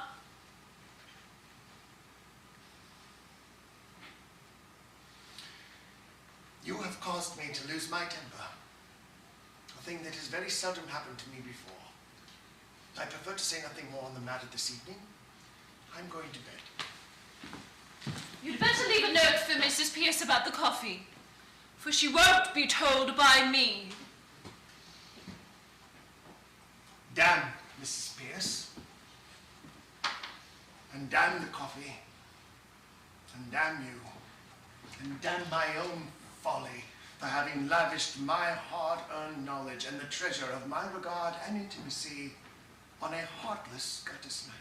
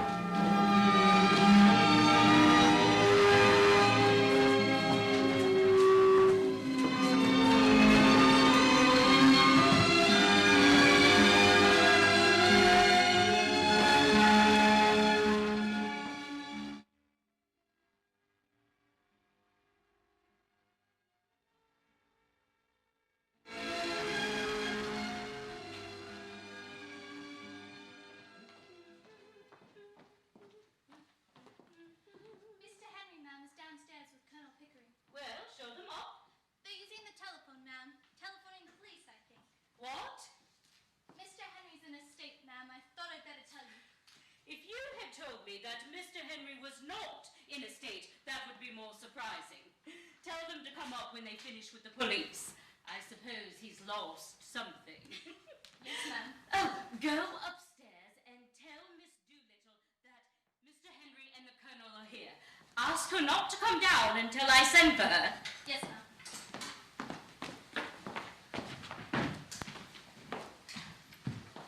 Look here, Mother, here's a confounded thing. Yes, dear, good morning. What is it? Eliza's bolted. You must have frightened her. Nonsense. She was left last night, she turned out the lights. She went right off, changed her clothes, went right off, never slept in her own bed. She sent a cab for her things before 7 o'clock this morning. That fool Mrs. Pierce let her have them without telling me a word about it. What am I to do? Do without, I'm afraid, Henry. The girl has a perfect right to leave if she chooses. But I can't find anything. I don't remember any of my appointments. I'm so... Good morning, Mrs. Higgins. How's Henry told you? What did that damn fool of an inspector say? Did you offer a reward? You don't mean to say you set the police after Eliza? Well, of course. What else are the police for? Well, What else were we going to do? Oh, the inspector made a lot of difficulties. I really think he suspected us of some improper purpose. Well, of course he did. What right have you to go to the police and give the girl's name as if she were a thief or a lost umbrella or something? Really? We want to find her.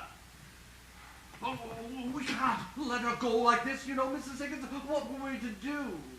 You have no more sense, either of you, than 2 children.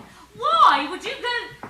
Mr. Henry, a gentleman wants to speak with you, very particular. He's been sent from Wimple Street. What? I can't be bothered with anyone now. Who is it? A Mr. Doolittle, sir. Doolittle? Do you mean the dustman? Dustman? Oh, no, sir, a gentleman. My George, Pip. This must be some relative of hers that she's gone to, someone we know nothing about. Send him up, quick. Yes, sir. Genteel relatives. Now we shall learn something. Do you know any of her people? Only her father, the fellow we told you about. Mr. Doolittle. See here? See this? You done this.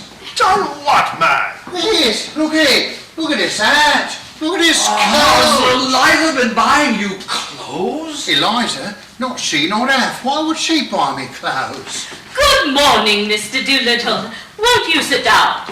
Asking your pardon, Mum. Thank you.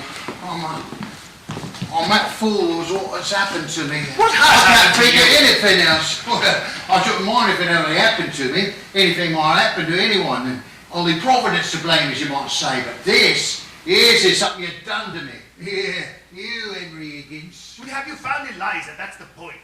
Have you lost her? Yes. You've all the luck you have. Now I ain't found her. She'll find me quick enough now after what you've done to me. But what has my son done to you, Mr. Doolittle? Done to me, ruined me, destroyed me happiness, tied me up, delivered me into the hands of middle-class morality. You're drunk. You're mad. I gave you £5. After that I saw you twice at £0.50 an hour. I haven't seen you since. Oh, drunk am I? Mad am I? Tell me this. Did you write a letter to an old blighter in America what was given $5 million to found moral reform societies all over the world and it wanted you to invent a universal language for him? What? Ezra T. Wonderfella? Well, he's dead. Yeah, he's dead and I'm done for. Now tell me, did you or did you not write a letter to him saying that the most original moralist in all of England at present time, to the best of your knowledge, was Alfred Doolittle, a common dustman? Oh, after your last visit, I remember making some silly joke with the kind. You may well call it a silly joke. Put a little on me right enough. Just give him a chance he wanted to show that Americans is not like us, that they recognise and respect merit in every class of life, however humble. Them words is in his blooming will, in which Henry Higgins, thanks to your silly joking, he leaves me a share in his pre-digested cheese trust worth $3,000 a year, but on condition that I lecture for his Moral Reform World League as often as they ask me, up to 6 times a year. The devil he does. What a lark. Ah, safe thing for you, Doolittle. They won't ask you twice. I ain't a lecturing on mine. I'll lecture 'em blue in the face, I will, not turn a hair. It's making...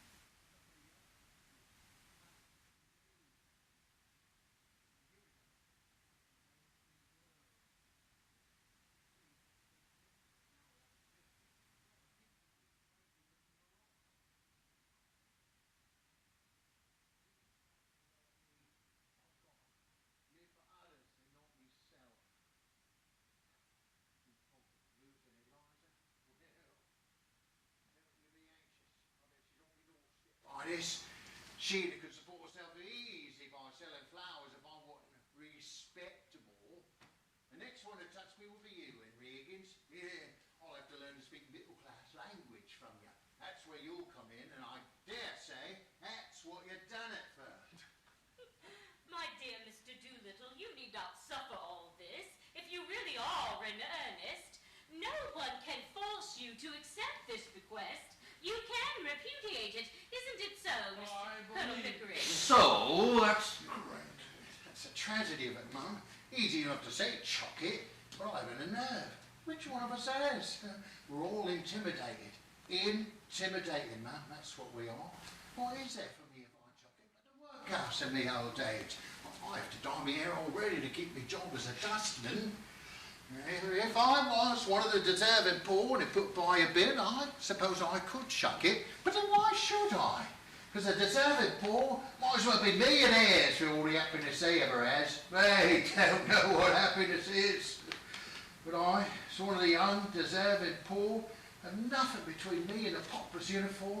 And this here blasted 3,000 a year shoves me into the middle class. Excuse the expression, Mum. You'd use it yourself if you had my provocation. They got you every way you turn. It's a choice between a skilly in a workhouse and a childbinders of the middle class. I've been a nerve for the workhouse. Intimidated, that's who I am. Broke, bought up. Happier men than me will call from the dust and touch me for their tip.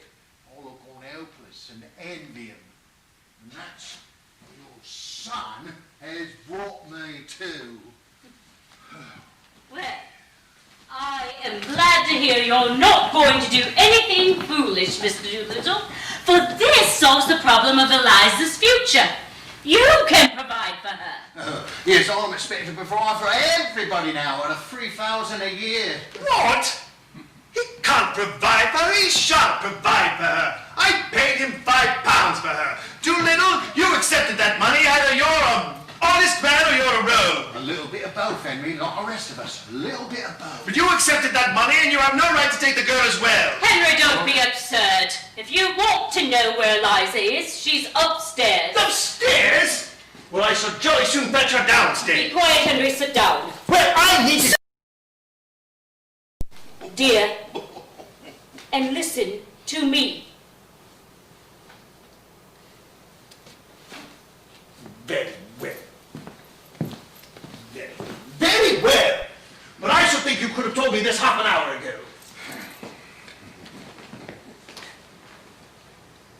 Eliza came to me this morning. She passed the night, partly walking about in a rage, partly trying to throw herself into the river and being afraid to, and partly in the Carlton Hotel. She told me of the brutal way you two treated her. What? My dear Mrs. Higgins, She's been telling you stories. We didn't treat her brutally. We hardly said a word to her, and we parted on particularly good terms. Higgins, did you bully her after I went to bed? The other way about? She behaved most awfully, threw my slippers in my face without the slightest provocation. I come in the room, boom, slippers in my face before I even uttered a word, and used most awful language. But why? What did we do to her? I think I know pretty well what you did. She's rather naturally affectionate, I think. Isn't that so, Mr. Doolittle? Very tender-hearted, Mum. Takes after me. Just so. She had become attached to you both. She worked very hard for you, Henry. I don't think you quite realize what, if anything in the nature of brain work, means to a girl like that. Well, it seems that when the great day of trial came, and she did this wonderful thing for you without making a single mistake, you two sat there and never said a word to her, but talked together about how glad you were it was all over and how you were bored with the whole thing. And then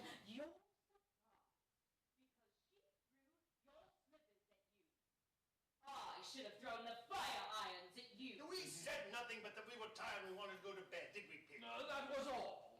Quite sure? Absolutely, really, that was all.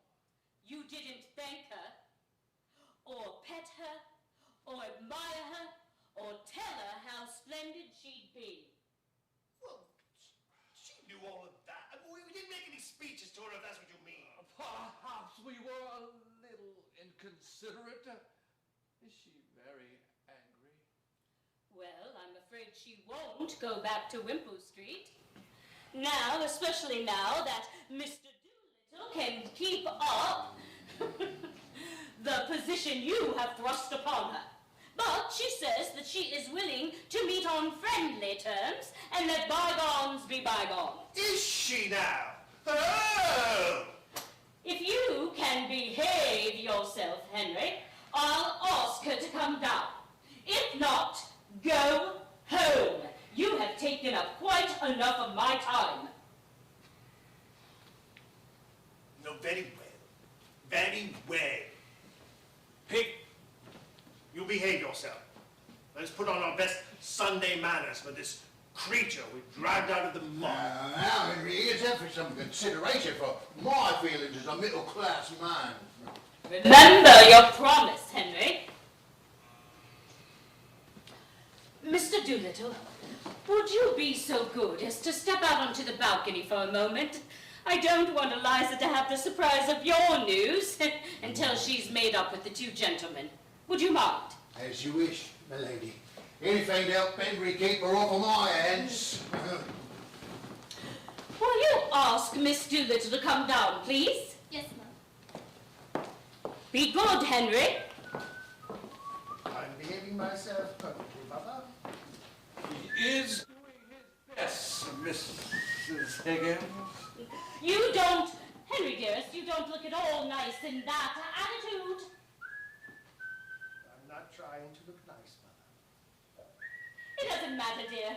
I only wanted you to speak. Why?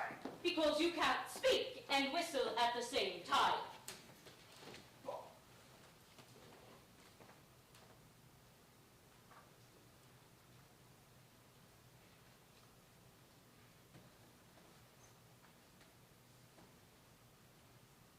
Where the devil is that girl? How long are we supposed to sit here and wait? How do you do, Professor Higgins? Are you quite well? And my Oh, but of wife. course you are. You are never ill. So glad to see you again, Colonel Pickering. Quite chilly this morning. Don't play that game on me. I taught it to you. I won't be taken in by it. Now stop being a fool and come home. Very nicely put indeed, Henry. No woman could resist such an invitation. You let her alone, Mother. You let her speak for herself. You shall jolly well soon see whether she has an idea I didn't put into her head or a word I haven't put into her mouth.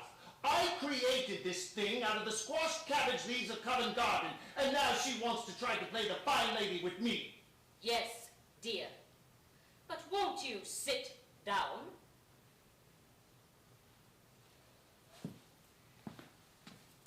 Will you drop me altogether now that the experiment is over, Colonel Pickering? Oh, don't you mustn't think of it as an experiment. It shocks me somehow. Oh, I'm only a squashed cabbage leaf. No! But I owe so much to you that I should be very unhappy if you forgot me. Oh, it's very kind of you to say so, Miss Doolittle. It's not because you paid for my dresses. I know you are generous to everybody with money. But you see, it was from you that I learned really nice manners. And that is what makes one a lady, isn't it? You see, it was so very difficult for me with the example of Professor Higgins always before me. I was brought up to be just like him, unable to control myself and using bad language on the slightest provocation. And I should never have known that ladies and gentlemen didn't behave like that if you hadn't been there.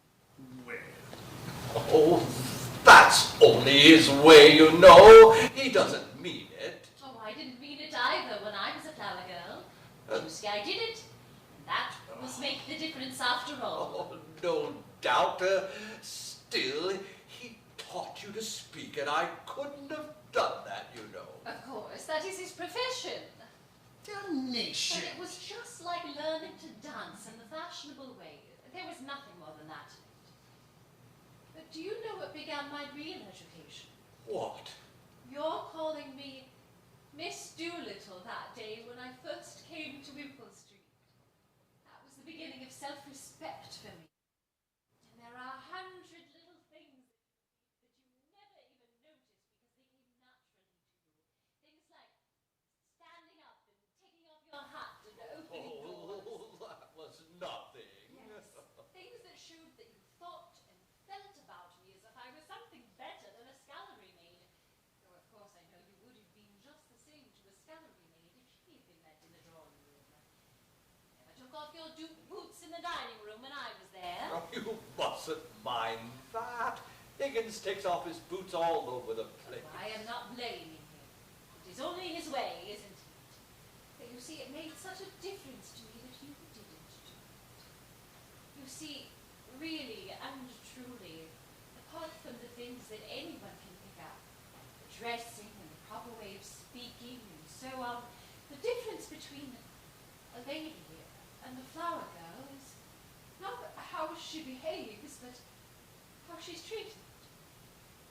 I know I shall always be a flower girl to Professor Higgins because he always treats me as a flower girl and always will. I know I can be a lady to you because you always treat me as a lady and always will. Please don't grind your teeth, Henry. Well, this is really very nice of you, Miss Doolittle. I'd like you to call me Eliza now, if you would. Thank you. Eliza, of course. I should like for Professor Higgins to call me Miss Doolittle. I'll see you damned first. Henry, Henry. Now, why don't you slang back at him? Don't stand it. It would do him a lot of good. I can't. I could have once, but now I can't go back to it. Last night, when I was wandering about, a girl spoke to me. And I tried to get back into the old way with her, but it was no use. You see, you told me, you know, that when a child is brought to a foreign country, it picks up the language in a few weeks and forgets its own. I am a child in your country. I have forgotten my own language and can now speak nothing but yours. That's the real break-off at the corner of Tottenham Court Road. Leaving Wimpole Street finishes it. Oh, but you're coming back to Wimpole Street, aren't you? You'll forgive Higgins? Forgive? Will she, by George? Let her go. Let us see how she'll get on without us. In 3 weeks' time, she'll relapse back into the gutter without me at her elbow. Oh, he's incorrigible, Eliza. You won't relapse, will you? No, not now. Never again. I have learned my lesson. I don't believe I could utter one of the old sounds now if I tried.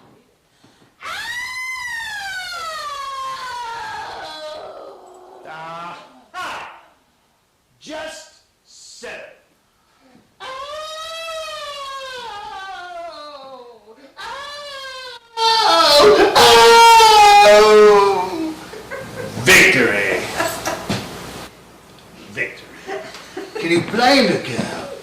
don't look at me like that, Eliza. Ain't my fault. I've come into money. You must have touched a millionaire this time, Dad. Oh, I have. But I'm dressed something special today. Going to St. George's, Hanover Square. Your stepmother is going to marry me. Going to bring yourself down to marry that cruel, common woman. You ought to, Eliza.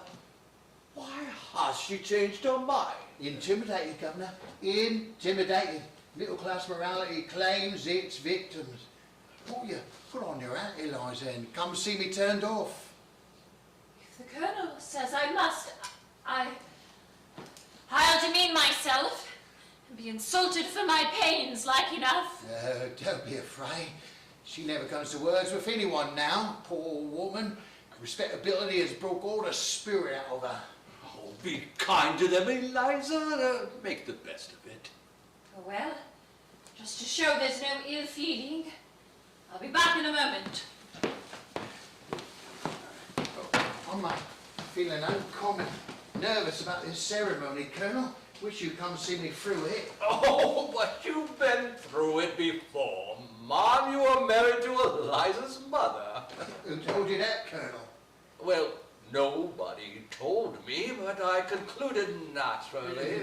Ain't the natural way, Colonel. That's only the middle-class way. My way was always the undeserving way. But don't say nothing to Eliza. She don't know, and I've always had a delicacy about telling her. Quite right. We'll leave it so if you don't mind. So you'll come to the church and see me put through straight? Now, with pleasure, as far as a bachelor can. May I come, Mr. Doolittle? I would be very sorry to miss your wedding. I would indeed be honoured by your condescension, Mum. And the poor old woman would take it as a tremendous compliment. She's mighty low these days, thinking of the happy days and all no more. I'll order a carriage and get ready at once.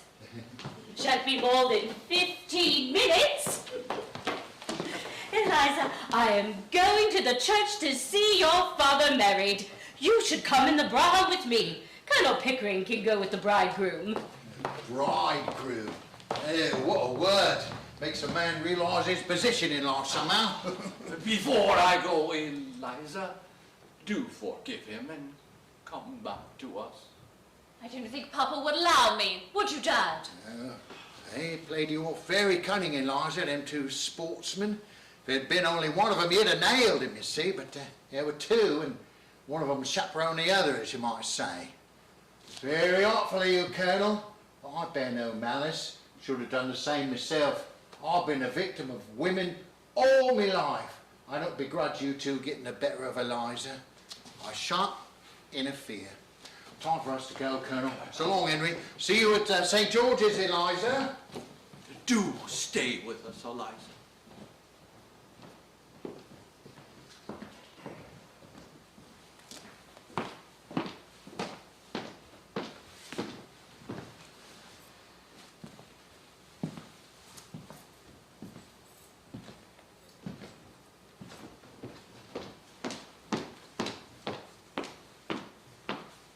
Well, Eliza, you've got a little of your own back, as you call it. Have you had enough and are you willing to be reasonable? Or do you want any more? You want me back so that I can pick up your slippers and put up with your tempers and fetch and carry for you. I haven't said I wanted you back at all. Oh, indeed. Then what are we talking about? About you, not about me.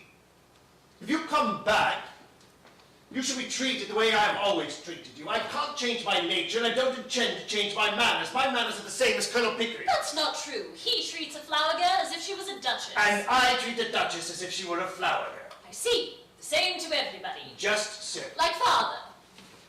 Without accepting the comparison on all points, Eliza, it is true your father is not a snob, and he shall be quite at home to any situation in life to which his eccentric destiny may call him. The great secret, Eliza, is not having bad manners or good manners or any other particular sort of manners, but having the same manner for all human souls. In short, to behave like you're in heaven, where there are no third-class carriages and every soul is as good as another. Amen. You are a born preacher.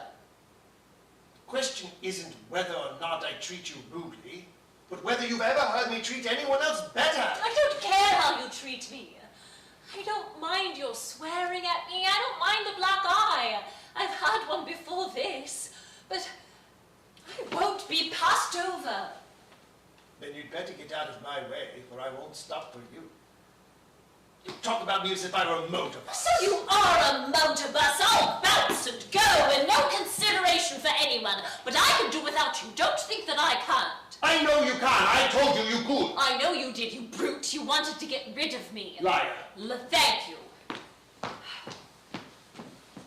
don't suppose whether you've ever asked yourself whether I could do without you. Don't you try to get round me. You'll have to do without me. I can do without anybody. My own soul, my own spark of divine fire. But I shall miss you, Eliza. I've learned something from your idiotic notions. I confess that humbly and gratefully. I've grown accustomed to your voice and appearance. I like them rather. Well, you have them both on your gramophone and in your book of photographs, and when you feel lonely without me, you can turn the machine on. It's got no feelings to hurt. I can't turn your soul on. Leave me those feelings and you can have the voice and the face. They are not you. Oh, you are a devil. You can twist the heart of a girl as easily as some can twist her arms to hurt her. Mrs. Pierce warned me. Time and again she has wanted to leave you, but you always got round to her at the last minute. And you don't care a bit for her. You don't care a bit for me. I care about life, about humanity. And you are a part of that has come my way and been built into my house. What more can you or anyone ask? I won't care for anybody that doesn't care for me. Commercial principles, eh, Eliza? Like selling violets, is it? Don't sneer at me. It's mean to sneer at me. I have never sneered in my life. Sneering doesn't become the human face or the human soul. I am expressing my righteous contempt for commercialism. I won't and don't trade in affection. You call me a brute because you couldn't buy a claim on me by fetching my slippers and finding my spectacles. You're a fool. I think a woman fetching a man's slippers is a disgusting sight. Did I ever fetch your slippers? I think a great deal more of you for having thrown them in my face. No use slaving over me and then complaining that you aren't cared for. Who cares for a slave? If you come back for the fellowship of it, for you'll get nothing more. You've had 1,000 times more out of me than I have out of you.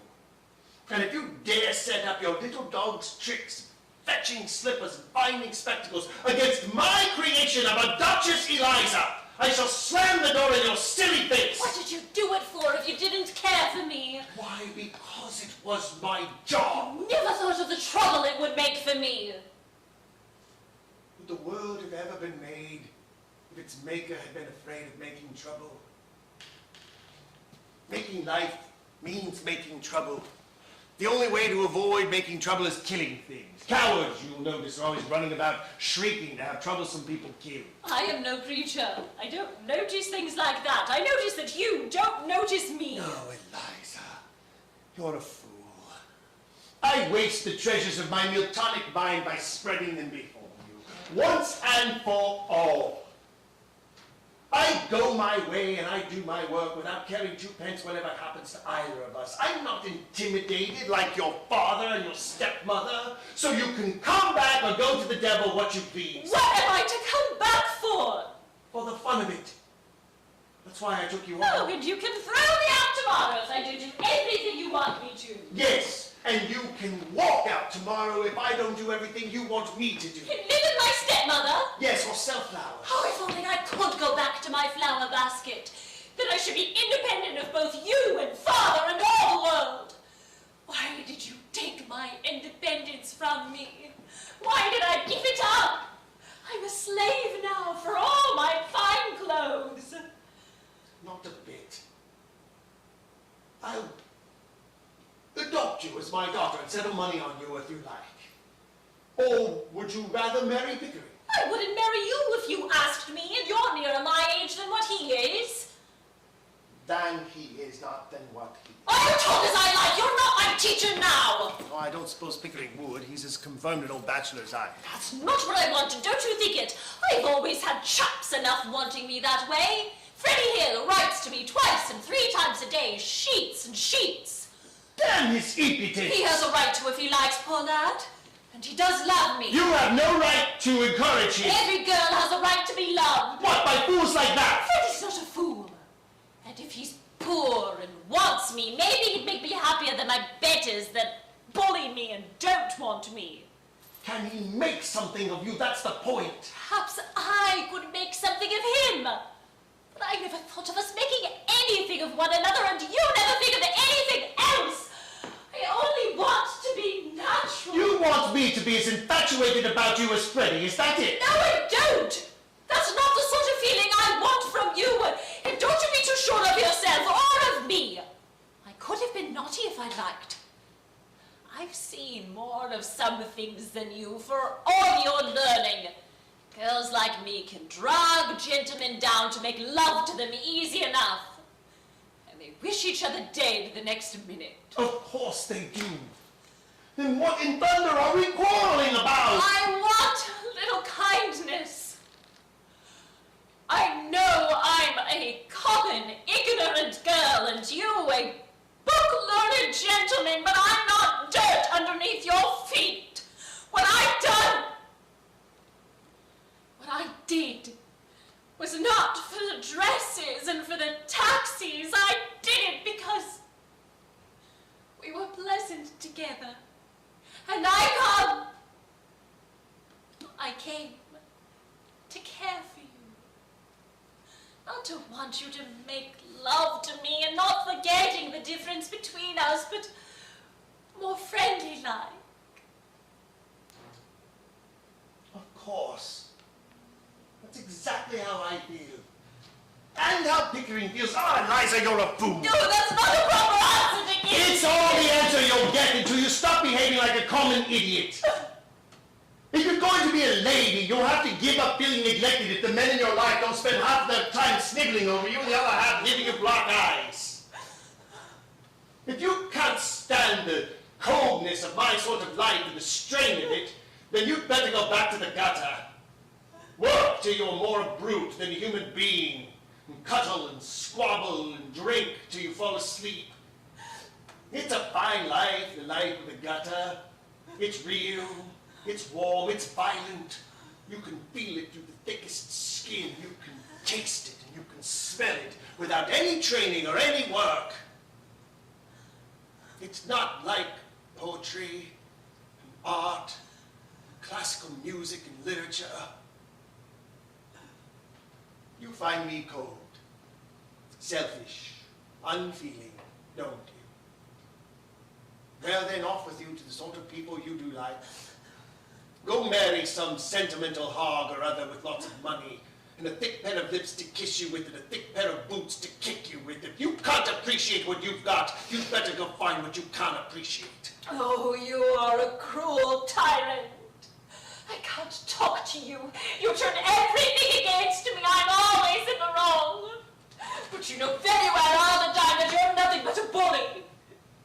You know I can't go back to the gutter, as you call it, and that I have no real friends in the world but you and the Colonel.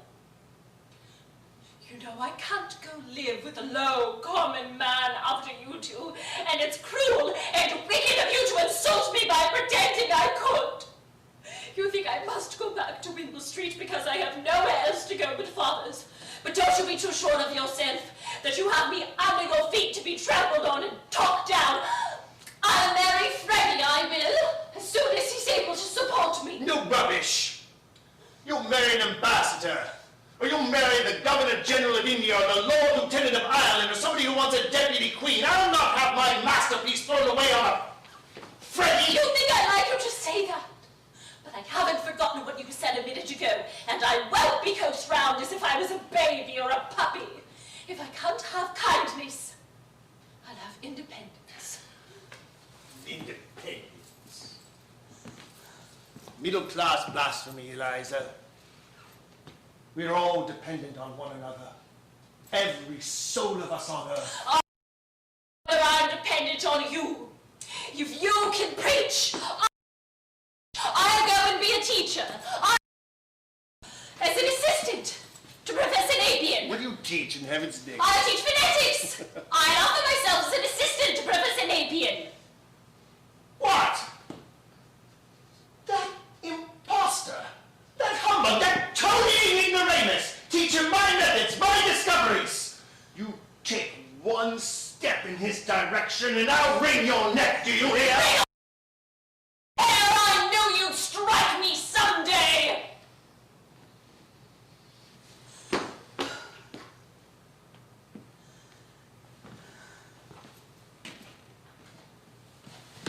Ha! Now I know how to deal with you. What a fool I was not to think of it before. You can't take away the knowledge you gave me. You said I had a finer ear than you, and I can be civil and kind to people, which is more than you can. Aha! That's done you, Henry Higgins and ours! Now I don't care that for your bullying and your big talk. I'll advertise it in the papers that your Duchess is nothing but a flower girl that you taught, and that she'll teach anybody to be a Duchess just the same in 6 months for 1,000 guineas. Oh, when I think of myself crawling under your feet and being trampled on and called names, when all the time I had only to lift up my finger to be just as good as you, I myself. You damned impudent wretch, you. Sure beats sniveling. Finding slippers, fetching spectacles, doesn't it? By George, Eliza, I said I'd make a woman of you, and I have.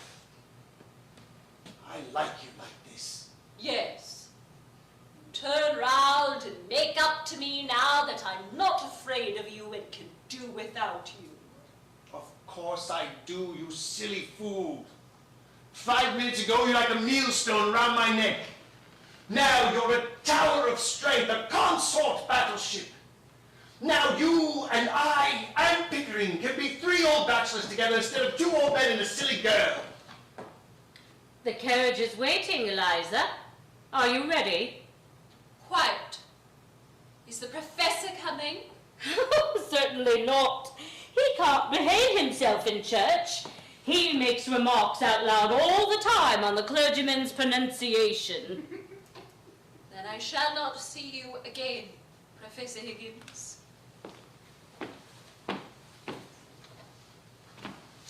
Goodbye. Goodbye, dear. Goodbye. No, Eliza.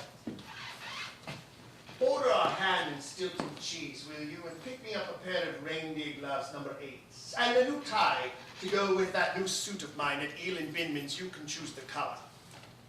Buy them yourself.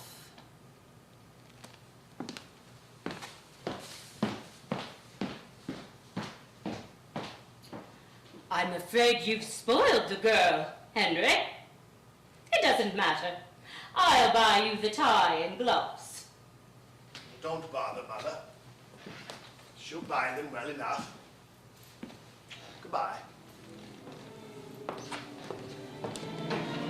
She'll buy them.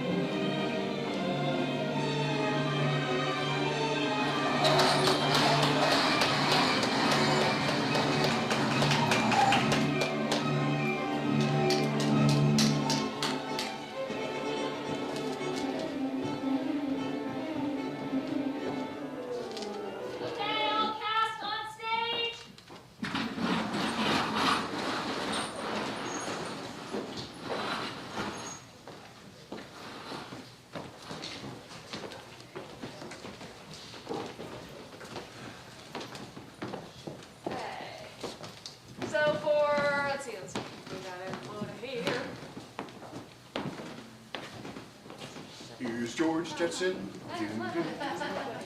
Cool. All right, so battles are going to be super easy and super fast. There's a music cue that'll start up not quite as soon as it did this time because it was our first time doing it, but right at the very end when he says his second thing, and then curtains will close, and then there's a cue in the music itself that will run with you that opens the curtains back up. I bring people out in pairs.